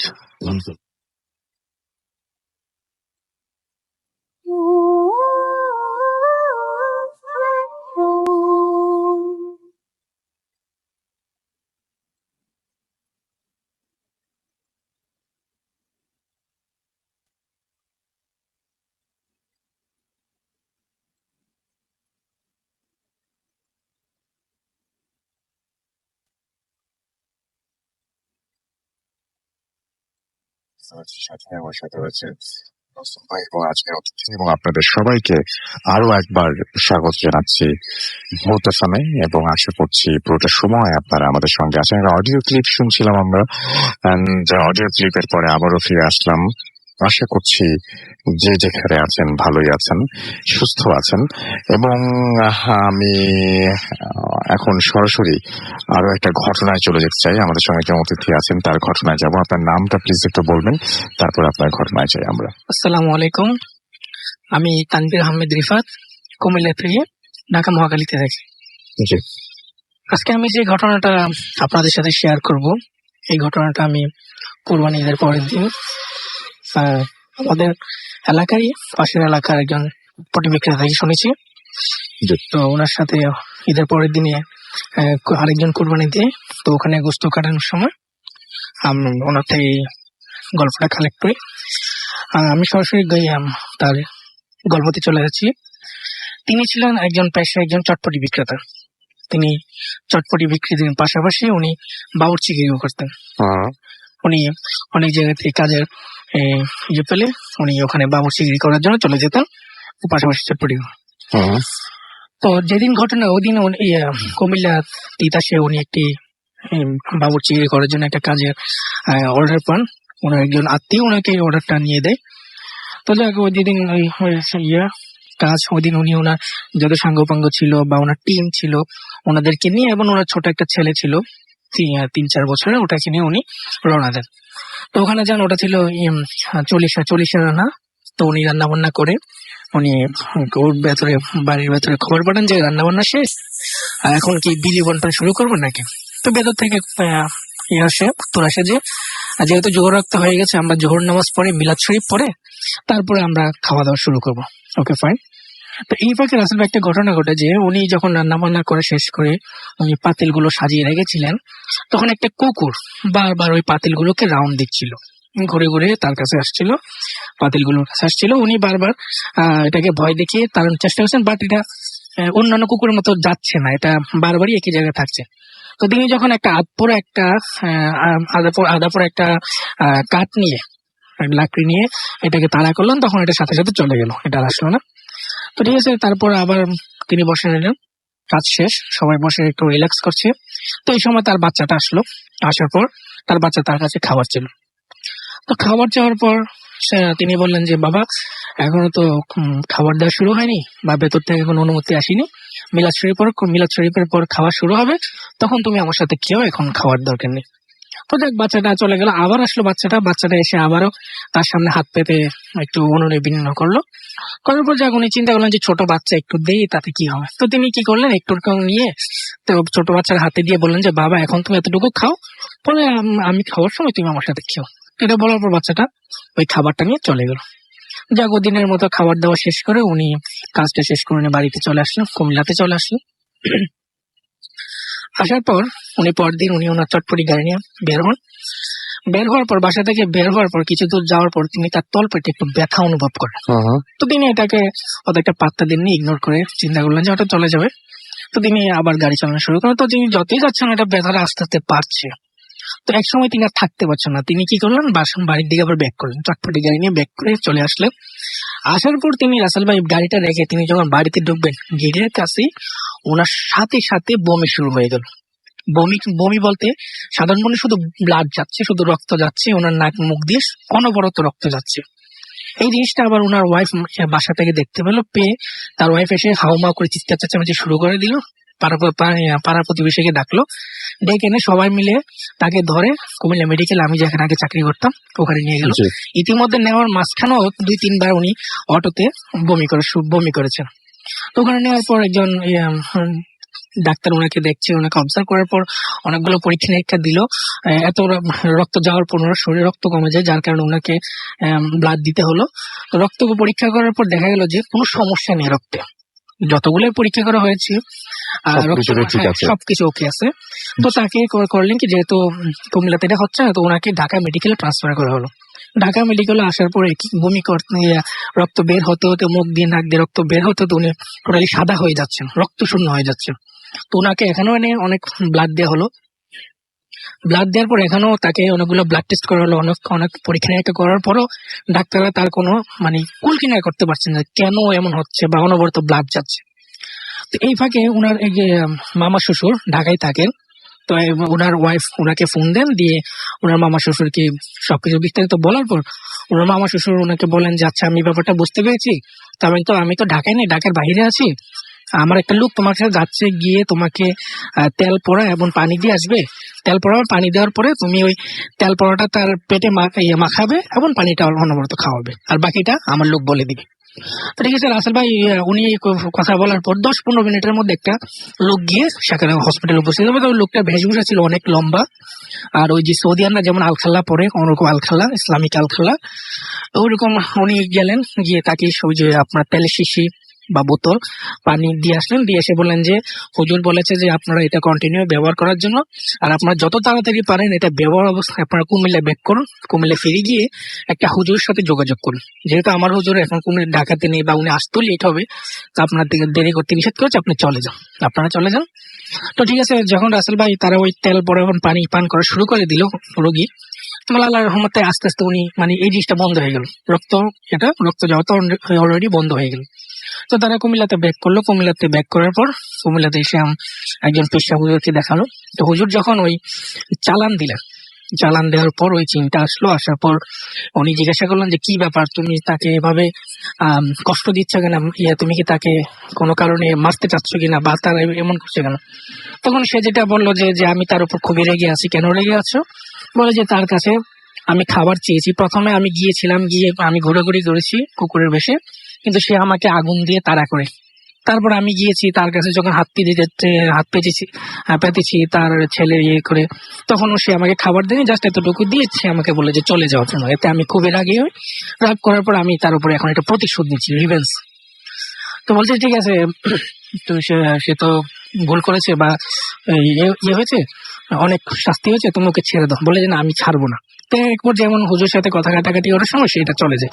তো আমাদের মধ্যে যেমন কিছু লোক আছে শুধু নিজের কথা উপরে রাখতে চায়, কারো কথা শুনতে চায়, সে তাদের মধ্যে হচ্ছে এমন। তো হুজুর দেখলেন যে না, তাকে তো এমন ভাবে ইয়ে করে যাবো না।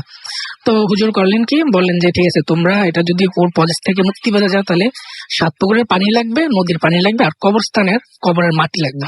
তো ঠিক আছে, তারা 7 পুকুরের পানি প্লাস আমাদের পাশে গুমতি নদী, তো গুমতি নদী থেকে পানি নিয়ে আসে, এবং হুজুরের একজন শিষ্য ছিল, ওই শিষ্য গোরস্থানের মাটি নিয়ে আসে। তো হুজুর ওই পানিগুলো পরিয়ে দেওয়ার পরে যে তোমরা এই পানিগুলো খাওয়াবে, আর এই যে নদীর পানি, এই পানিটা দিয়ে তাকে 4 রাস্তার মোড়ে বসিয়ে গোসল করাবে, একদিন গোসল করাবে। আর এই যে এই মাটিটা তোমরা ভর দুপুর বেলায়, একদম ভর দুপুর বেলায়, জোহর নামাজের পরে হোক কিংবা ভর দুপুর বেলায় যে কোনো সময়, তোমরা এই মাটিটা নিয়ে কোনো কবরস্থানে কবরের উপর তোমরা এটা ছিটিয়ে দিবে, তাহলে সে ইনশাল্লাহ এটা মুক্তি পেয়ে যাবে। তো ঠিক আছে, তাকে ওই যে ট্রিটমেন্ট গুলো শুরু করা হলো, তাকে পানি পান করানো হলো, 4 রাস্তার মোড়ে নিয়ে তাকে ওই নদীর পানিতে গোসল দেওয়া হলো। এবং রাসেল ভাই, ওই যে মাটিটা, গোরস্থানের যে মাটিটা, এটা নিয়ে ওনার বাবা, মানে যিনি আক্রান্ত হয়েছে, ওনার বাবা খুবই ফরজগান মানুষ, নামাজি মানুষ। উনি যখন যাচ্ছিলেন, উনি ভর দুপুর বেলায় যাচ্ছিলেন, উনি এসে আমার নামাজ পড়বে, তো হঠাৎ করে উনি অদৃশ্যে একটা বিশাল ধরনের একটা ধমক পাওয়ার পর তিনি কিছু বিচলিত হয়ে তারপর তিনি ভয় পান না। তিনি বুঝতে পেরেছেন যে এমন কিছু হবে, যেহেতু এটা আমি করতে যাচ্ছি। তিনি গিয়ে করলেন কি, ওই মাটিটা তিনি গুরুস্থানে কোন একটা কবরের উপর ছিটিয়ে দিয়ে চলে আসলেন। যাক, আল্লাহর রহমতে আস্তে আস্তে তার ছেলে শরীরে উন্নতি হতে থাকলো, এবং আল্লাহর রহমতে আস্তে আস্তে ওই জিনিসটা কেটে গেল। রাসেল ভাই, ঠিক ছিল আমার। অনেক ধন্যবাদ আপনাকে আপনার ঘটনার জন্য। আমরা সেকেন্ড আরেকটা ঘটনায় যাবো এই আওয়ারে, এবং আমাদের একটা ইমেইল আছে এই মুহূর্তে, সেই ইমেইলটা আমি একটু পড়তে চাই। এবং সেই ইমেইলটা পাঠিয়েছেন আমাদের একজন লিসেনার, তার কাছে আমরা তিনি যেভাবে লিখেছেন সেভাবেই পড়ব। আসসালামু আলাইকুম, আমার নাম আরিফ, আমি একটা টিভি চ্যানেলে HR অ্যান্ড অ্যাডমিন ডিপার্টমেন্টের এক্সিকিউটিভ। আমি প্রথমেই ধন্যবাদ জানিয়ে রাখি আমি, এবং সেটা আমি ধন্যবাদ জানাতে চাই রাখিকে, এবং আমার খুব ভালো বন্ধু, ওর জন্য আমি এই অনুষ্ঠানটা নিয়মিত শুনি। আজও আমি অনুষ্ঠানটি মানে এখন আজ তিনি শুনছেন। যাই হোক, তিনি লিখছেন যে আমার দেশের বাড়ি রাজশাহী জেলার গোদাগাড়ি থানার প্রেমতলির ফরাদপুর গ্রামে। আমরা চেষ্টা করেছিলাম তাকে কমিউনিকেট করতে, কারণ স্টোরিটা পুরোপুরি এই যে ঘটনা বিশ্বাস করা না করা আপনার ব্যাপার। আমরা কনফার্ম হতে চেয়েছিলাম যে ঘটনাটা কতটুকু সত্য, বা তিনি কিভাবে এটা যাচাই বাছাই করবেন। মাসুম ভাই ট্রাই করবেন আবারও, যদি সম্ভব হয় তাহলে তার সাথে আমরা কথা বলতে পারি। একটু আগে আমরা ট্রাই করেছিলাম, কোনো একটা প্রবলেমে কানেক্ট করতে পারিনি। তো যাই হোক, তিনি লিখছেন যে আমি আজ যে ঘটনাটা বলবো সেটা আমার মামার সাথে ঘটেছে 2000 সালের মার্চ মাসে, তারিখটা সঠিক মনে নেই। আমাদের বাড়ি থেকে নানার বাড়ি প্রায় 12 কিলোমিটার দূরে, নাম ঈশ্বরীপুর।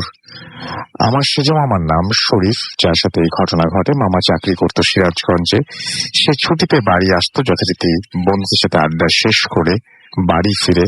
আগেই গ্রামের সম্পর্কে একটু বলে নিলে ভালো হয়। গ্রামের বাড়ির আশেপাশে বাঁশ বাগান আর জঙ্গলে ভরা, আর কিছু কিছু গাছ আছে বহু বছরের পুরনো দিনের, এবং দিনের বেলায় একা হাঁটলেও গা শিউরে ওঠে। অবশ্য ওখানকার লোকদের এসব মনে হয় না, কারণ তারা অভ্যস্ত।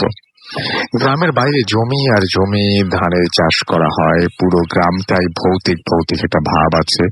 যাই হোক, মূল ঘটনায় আসি। সেদিন রাতে খাওয়া দাওয়া করে সবাই যে যার মতো ঘুমিয়ে পড়ে। রাত আনুমানিক 1টা থেকে 2টার দিকে শরীফ মামা বাথরুমে যান। গ্রামের মধ্য দিয়ে একটা কাঁচা রাস্তা, দুই পাশের ঘর বাড়ি, ছোট বড় মিলিয়ে অনেকগুলো পুকুর আছে। সব পুকুরের আলাদা আলাদা নাম আছে। মাঠের দিকে যেতেই একটা বাবলা গাছ আছে, যেটা জমির আইডের সাথে। মামা দেখতে পেলেন কয়েকজন মিলে হাতাহাতি করছে। মামার কাছে একটা টর্চ লাইট আছে, কিন্তু জ্বালাননি। ব্যাপারটা একটু বোঝার চেষ্টা করছেন তিনি। অনেক অন্ধকার, তাই কিছু বোঝা যাচ্ছিল না। তবে তাদের সঙ্গে, তাদের মধ্য থেকে কেউ একজন জোরে চিৎকার করে উঠেছিল, যার আওয়াজ মামার খুব পরিচিত মনে হয়েছিল। আর একটু সামনে যাই, আওয়াজটা বোঝা যায় মামার খুব ঘনিষ্ঠ বন্ধু, এবং তিনি বুঝতে পারেন যে মামার খুব ঘনিষ্ঠ বন্ধু হালিম। এবং এর আরেকটু এগিয়ে তিনি যান, এবং কিন্তু অন্ধকারে কারোর চেহারা তিনি বুঝতে পারছিলেন না। সবকিছু কেমন আবছা আবছা লাগছিল, কিন্তু মারামারি ক্রমেই বেড়ে চলেছে। আরেকজন চিৎকার করছে, যার কণ্ঠ ছিল বন্ধু হালিম। তার বন্ধু হালিম। মামা বলল যে, কে? হালিম নাকি রে? হালিম? ওদের থেকে কোনো উত্তর এলো না। মামা একটু ভয় পেল, আর চিন্তা করলো চিৎকার তো হালিমই করছে। ভয়ে ভয়ে আরো একটু কাছে এগিয়ে গেল এবং টর্চ লাইট মারলো ওদের দিকে। তারপর যা দেখলো তা দেখে মামা রীতিমতো ভয় পেয়ে গেল। দেখলো তার বন্ধু তো নয়ই, কিন্তু একজনের মাথা অর্ধেক মুখ আর অর্ধেক মাথা দিয়ে অনবরত ময়লা বের হচ্ছে। অন্য দুজনের চেহারা আরো ভয়ঙ্কর এবং অনেক নোংরা পোশাক। আর একজন পুরো মানুষটাই ছিল কেমন যেন ঘোড়ার মতন একটা আদলের। মামা আর সামনে না এগিয়ে পেছনে গিয়ে যাওয়ার চিন্তা করছিলেন, ততক্ষণে তার শরীর ভার অনুভব করছেন তিনি। তারপর সে সামনে না গিয়ে পেছনে ফিরেই জোরে জোরে পা চালাতে লাগলেন, এবং 8-10 ধাপ আসার পর সামনে দেখলেন ওই 4 জন জমির আইলে বসে এবার হাসাহাসি করছে। এবার মামা ভয়ে কাঁপতে লাগলেন এবং কিভাবে বাড়ি ফিরবেন সেটা ভাবতে লাগলেন, এবং ভাববার সময় আর কই। এবার ওরা একেবারে তার কাছে চলে এসেছে। ওদের মধ্যে থেকে একজন লাইট মারলো কেন, মামা দিশা না পেয়ে জোরে চিৎকার দিয়ে বলল, কেউ আছো, আমাকে বাঁচাও। এরপর ইলেকট্রিসিটি শক খাওয়ার মতন একটা ব্যাপার হলো এবং মামা পড়ে গেলেন। তিনি বুঝলেন যে এই বুঝি আমি শেষ। তারপর আবারও কয়েকবার চিৎকার দিলেন। তারপর ওরা 4 জন মিলে মামাকে চিৎ করে শুইয়ে দিল এবং কি যেন খাওয়ানোর চেষ্টা করলো। 4 জন মিলে মামার সাথে অনেক ধস্তাধস্তি করে মুখের ভেতরে কিছু একটা ঢুকিয়ে দেয়। অনেক জোরে জোরে আওয়াজ করায় মামার ছোট চাচার ঘুম ভেঙে যায়। আমার ছোট নানা, সে মনে করেছে যে চোর মনে হয়। ওখানে আমার নানারা 4 ভাই থাকতো, সবার আলাদা আলাদা বাড়ি আছে কিন্তু কাছাকাছি। নানা উঠে আরো কয়েকজন তার ভাই ভাতিজাকে নিয়ে টর্চ লাইট লাঠি এ সমস্ত নিয়ে চিৎকার করতে করতে সেদিকে আসে এবং হাঁটতে লাগলো, এবং গ্রামের কয়েকজন আওয়াজ পেয়ে তারাও একত্র হয়েছে। অনেক রাত, তারপর আবার গ্রাম। আস্তে আস্তে সেই আওয়াজও অনেক দূর থেকে শোনা যায়।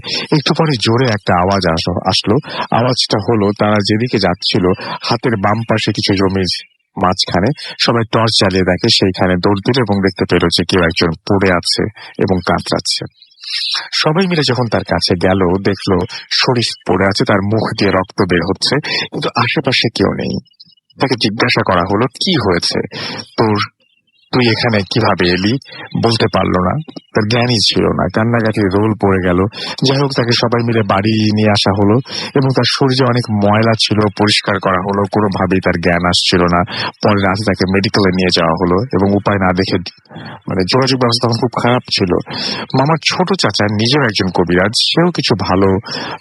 সেও ভালো করে দেখলো এবং বললো যে মেডিকেলে নিয়ে লাভ নেই, অন্য উপায়ে চেষ্টা করতে হবে। একটু পরে ফজরের আজান হলো। নানা ঝাড় ফুঁক দিতে দিতে বেলা 11টার দিকে জ্ঞান আসলো, কিন্তু তিনি কোনো কথা বলতে পারছেন না, খেতে পারছেন না। আত্মীয় স্বজন সবাইকে খবর দেওয়া হয়েছে। আমি আম্মুকে নিয়ে সকালেই গিয়েছি সেখানে।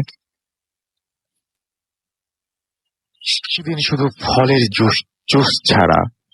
জুস ছাড়া আর কোনো কিছু খেতে পারতেন না। অনেক কবিরাজ দেখানো হলো,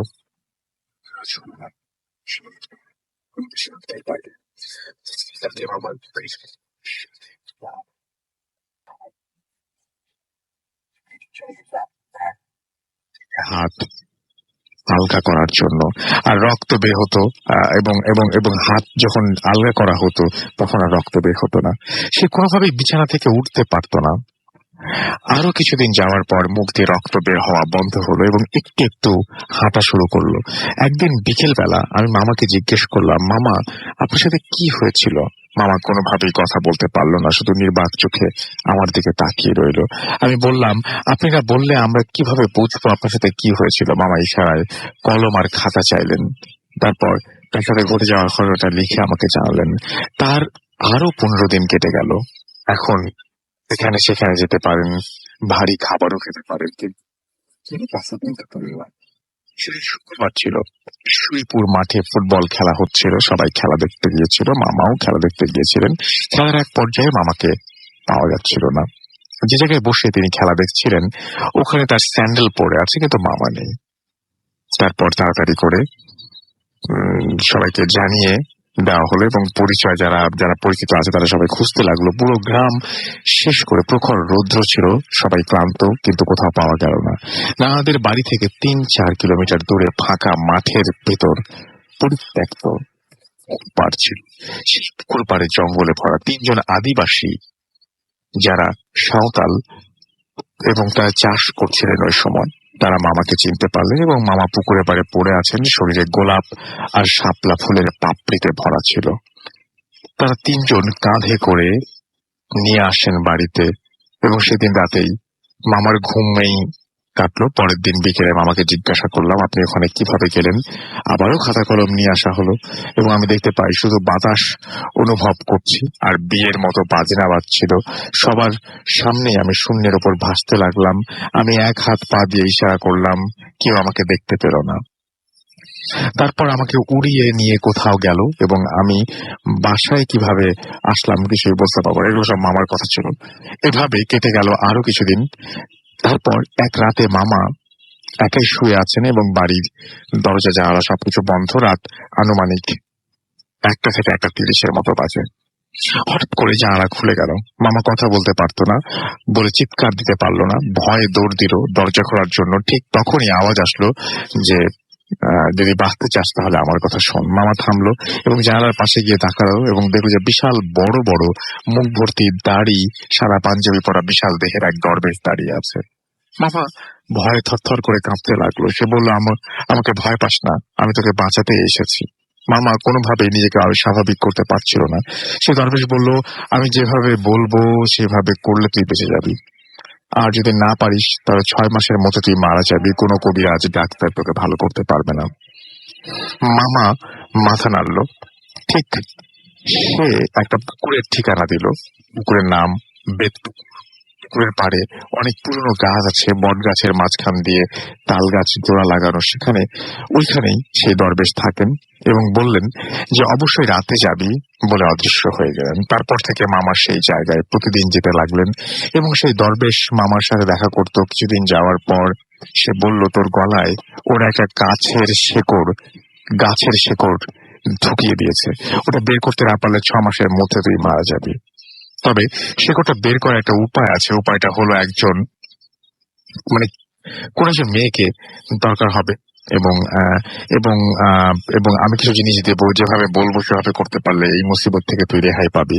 তারপর আমরা কোন একজন মেয়েকে, যে কিনা অবিবাহিত, তাকে খুঁজতে শুরু করলাম এবং অবশেষে মামার অফিসের একটি মেয়ে, কেউ তো রাজি হতে চাচ্ছিল না, মামার অফিসের একটা মেয়ে রাজি হলেন এবং কোনো স্বার্থ ছাড়াই তাকে সিরাজগঞ্জ থেকে আনা হলো এবং দরবেশকে জানানো হলো। 2 দিন সময় নিল। 3য় দিন রাতে কিছু শেকড় ও চুল দিয়ে বালা তৈরি করে দিল। তারপর এই বালাটা সেই মামার বাম পায়ে বেঁধে রাখতে বললো 41 দিন। প্রতিদিন রাতে একটা করে তাকে বললো যে সে একটা তাকে সে যে ঘরে থাকবে সেই ঘরের বাইরে তাকে পাহারা দিতে হবে এবং এভাবে 41 দিন পাহারা দিতে হবে। যে 4 জন গলায় শিকড় ঢুকে আছে তিনি বলেছেন যে ঘরের ভিতরে শুয়ে থাকবি আর মেয়েটা পায়ের কাছে পাহারা দেবে। যে 4 জন গলায় শিকড় ঢুকিয়ে দিয়েছিল ওরা বিভিন্ন এসে কিন্তু তোদের কিছু করতে পারবে না বলে আর যদি বালাটা খুলে ফেলে তাহলে দুজনেই মারা যাবি। তারপর মেয়েটির সবকিছু ভালো করে বুঝিয়ে দেওয়া হলো মেয়েটিকে, এবং শুরু হলো 41 দিনের সাধনা। একটা ঘরের মধ্যে তাদেরকে রেখে অপেক্ষা করতে লাগলো তারা, এবং একটা সময় কেউ কেউ মাঝে মাঝে ঘুমিয়েও গেল। দরবেশের নিয়ম ছিল মেয়েটি 2 বার বের হতে পারবে, এর বেশি নয়। হঠাৎ 2টার দিকে মেয়েটি চিৎকার করে বাইরে বেরিয়ে এলো, এবং ওখানে নানি মামিরা ছিল। তারা জিজ্ঞেস করলো কি হয়েছে। সে বলল ভয়ঙ্কর কেউ একজন আসলো এবং পায়ের বালাটা খুলতে বলল। চেহারাটা অনেক বিশ্রী ছিল এবং তার শরীর অনেক ময়লা, কথাগুলো বলছিল আর কাঁপছিল। আমরা তাকে বুঝালাম তোকে যে যতই ভয় দেখাক না কেন ওরা কিছু করতে পারবে না, আমরা সবাই দরজার পাশেই আছি, কেউ ঘুমাচ্ছি না, আমরা তোর সাথে আছি।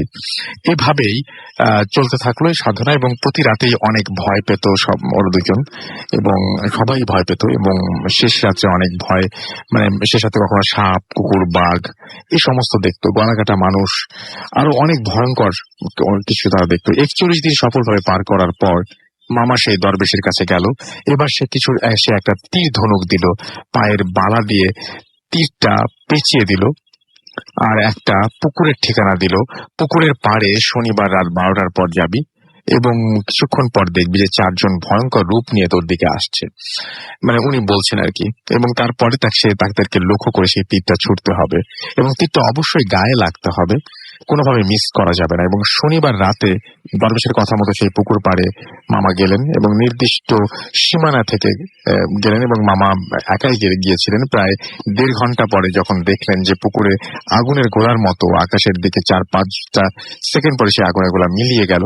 এবার জোরে আল্লাহু আকবার বলে চিৎকার শুনতে পেলেন তিনি, এবং শুনতে পেলাম আমরা, মানে যারা দূরে ছিলেন তারা সবাই শুনতে পেলেন।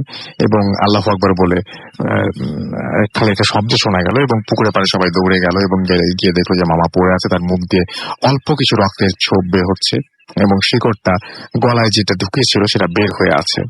মামাকে ডাক দিতে মামা পানি চাইলো। খাওয়ার পর সবাই মিলে ধরাধরি করে আমরা বাসায় নিয়ে গেলাম, এবং তখন আস্তে আস্তে কথা বলতে পারছিলেন মামা। পরের দিন দুপুরের পর থেকে তিনি ভালো করেই কথা বলতে শুরু করলেন। তারপর কয়েকদিন যাওয়ার পর মেয়েটি বাবা মাকে জিজ্ঞাসা করা হলো যে এই কাজের বিনিময়ে আপনারা কি চান,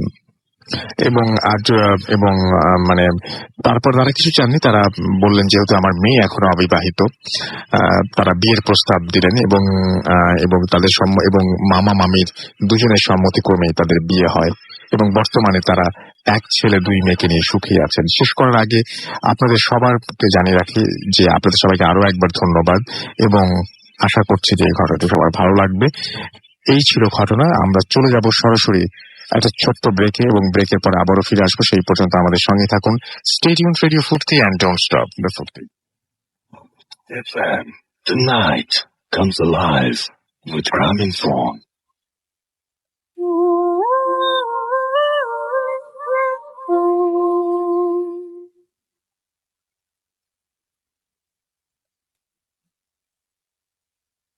welcome back. The night comes alive with Gramophone শুনছেন সবসময় ভিডিও ফুর্তি 8.2 FM। আমি রাসেল আছি সাথে, আমার সাথে রয়েছে মাসুম ভাই, এবং আজকে অতিথিরা আপনাদের সবাইকে আরো একবার স্বাগত জানাচ্ছি ভূত এফএমে। চলে যাচ্ছি ঘটনায়। আপনার নামটা প্লিজ আরো একবার বলবেন, তারপর আপনার ঘটনায় যাব আমরা।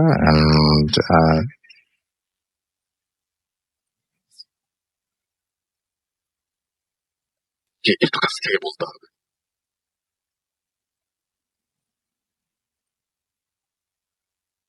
জি রাসেল ভাই, আমি এমডি রাহিম আরমান, উত্তরা থেকে এসেছি। জি ওকে, আমার সেকেন্ড স্টোরি যেটা ছিল সেটা আমার গ্রামকে নিয়ে। তো এটা হচ্ছে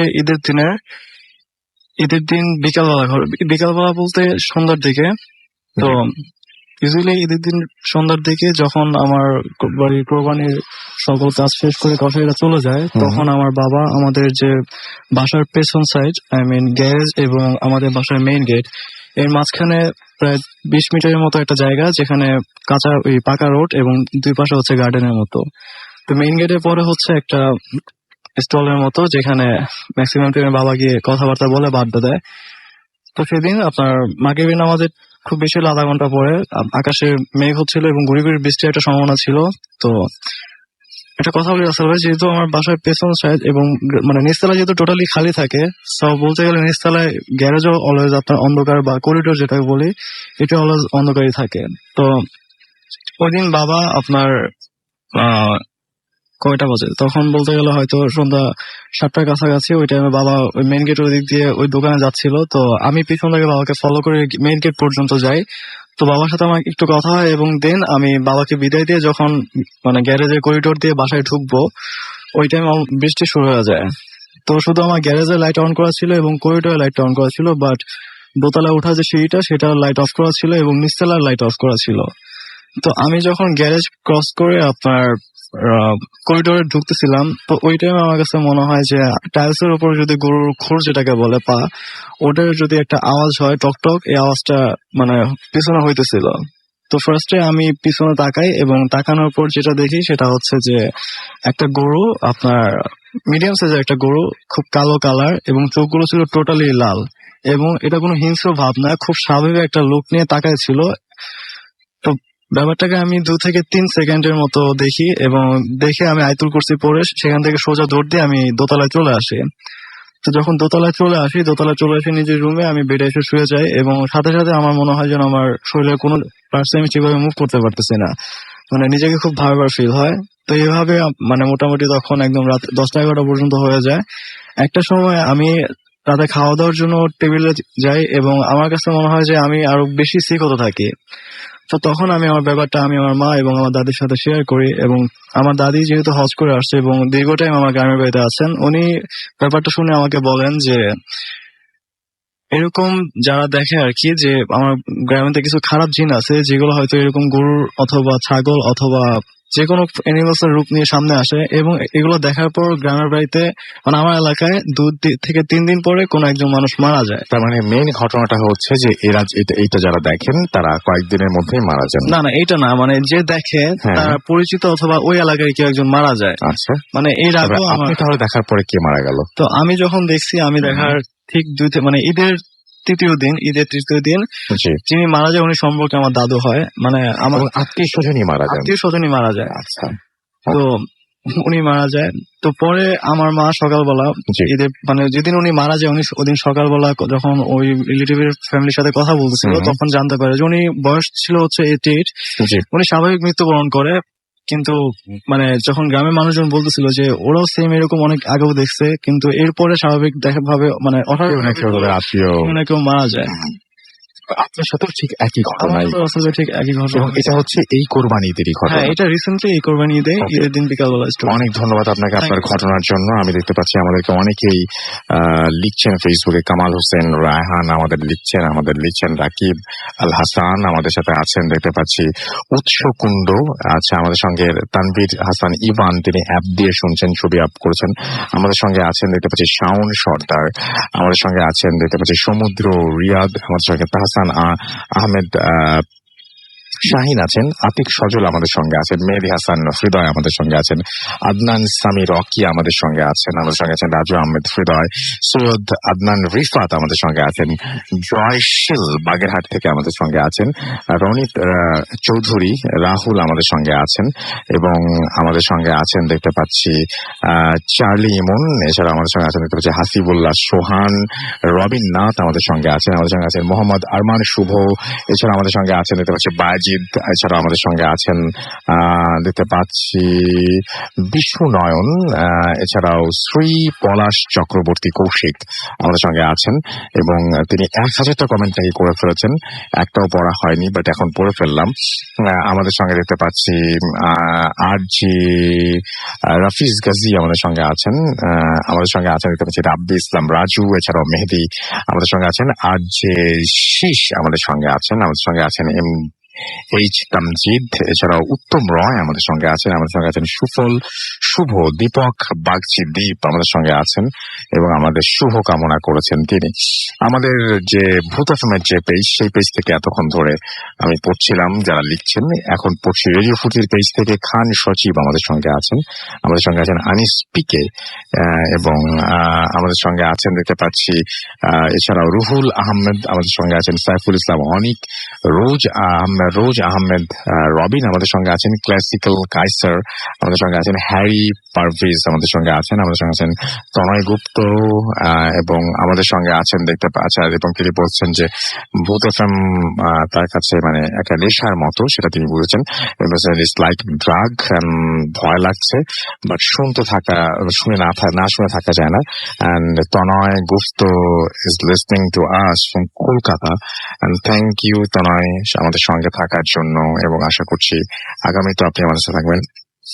আমাদের সাথে আছেন এমডি মাসুম মিয়া, এছাড়াও আলী আমাদের সঙ্গে আছেন দেখতে পাচ্ছি, এছাড়াও প্রশান্ত মধু, এবং ইমেলটা ইন্টারেস্টিং ছিল তাই তিনি বলেছেন, এবং কিন্তু তার কাছে বিশ্বাস করতে বেশ কষ্ট হয়েছে সেটা দিয়েছেন, বাট ইটস নট বিলিভেবল তাই লিখেছেন তিনি। আমি সেটাই বললাম যে বিশ্বাস করা বা না করা এটা totally it's up to you. আমরা কানেক্ট করতে চেয়েছিলাম, মাঝখানে কথা হয়েছে মাসুম ভাইয়ের সাথে, বাট আমরা কি কানেক্ট করতে পারবো তাকে? চেষ্টা করে দেখতে পারি আবার, তিনি হয়তো আরো ভালো এক্সপ্লেইন করতে পারবেন। আশিকুর রহমান আশিক আমাদের সঙ্গে আছেন, খান সজীব আমাদের সঙ্গে আছেন, ফাহিম হোসেন আমাদের সঙ্গে আছেন, আকাশ আছেন, এছাড়াও ডোরাক আমাদের সঙ্গে আছেন দেখতে পাচ্ছি জে আর জামিল রহমান, এছাড়া আমাদের সঙ্গে আছেন আল শাহনেওয়াজ নয়ন, এছাড়াও ফামিদা নৌশিন আমাদের সঙ্গে আছেন দেখতে পাচ্ছি সুমাইয়া হায়দার, আরিফুল ইসলাম মাহিম আমাদের সঙ্গে আছেন, আরো অনেকেই আছেন। আপনি যদি থাকতে চান চলে আসুন আমাদের পেজে www.facebook.com/radio.furti and www.facebook.com/bhutfm.russell। আমাদেরকে ঘটনা পাঠাতে হলে আমাদের ইমেল অ্যাড্রেস হচ্ছে bhutfm@radiofurti.fm, স্পেলিংটি বলে দিচ্ছি BHTTFM@radiofurti.fm। আপনার নাম, ঠিকানা এবং ফোন নাম্বার সহ আপনার জীবনে ঘটে যাওয়া বা আপনার জানা সেরা ঘটনা লিখে পাঠিয়ে দিন আমাদের কাছে। ঘটনার শুরুতে অবশ্যই উল্লেখ করুন যে ঘটনাটা আপনি স্টুডিওতে এসে শেয়ার করতে চান, নাকি আপনি চান আপনার ঘটনা আমরা পড়ে শোনাই। যারা দেশের বাইরে রয়েছেন তারা সরাসরি অডিও ক্লিপ পাঠিয়ে দিতে পারেন আমাদের কাছে। আমরা চলে যাবো একটা ছোট্ট বিরতিতে, এটা আমাদের লাস্ট বিরতি, এবং এরপরে আমাদের লাস্ট ঘটনা আমরা শুনবো, সুতরাং আমাদের সঙ্গে থাকবেন। স্টে টিউনড টু রেডিও ফুর্তি এন্ড ডোন্ট স্টপ দ্য ফুর্তি।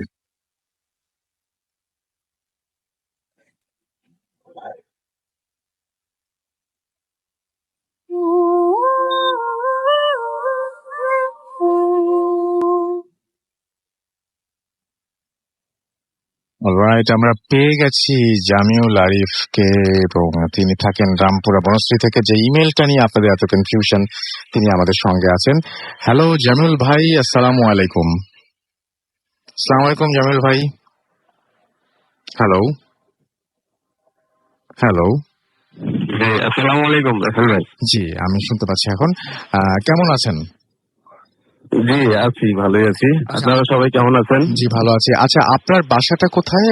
আপনি একটু সবাইকে আগে প্রথমে আপনার ঢাকার অ্যাড্রেসটা, যেখানকার ঘটনা, এবং আপনার যে অরিজিনাল যে অ্যাড্রেসটা, সেই অ্যাড্রেসটা প্লিজ একটু বলবেন সবাইকে। জি, আমি রামপুরা বনশ্রীতে থাকি।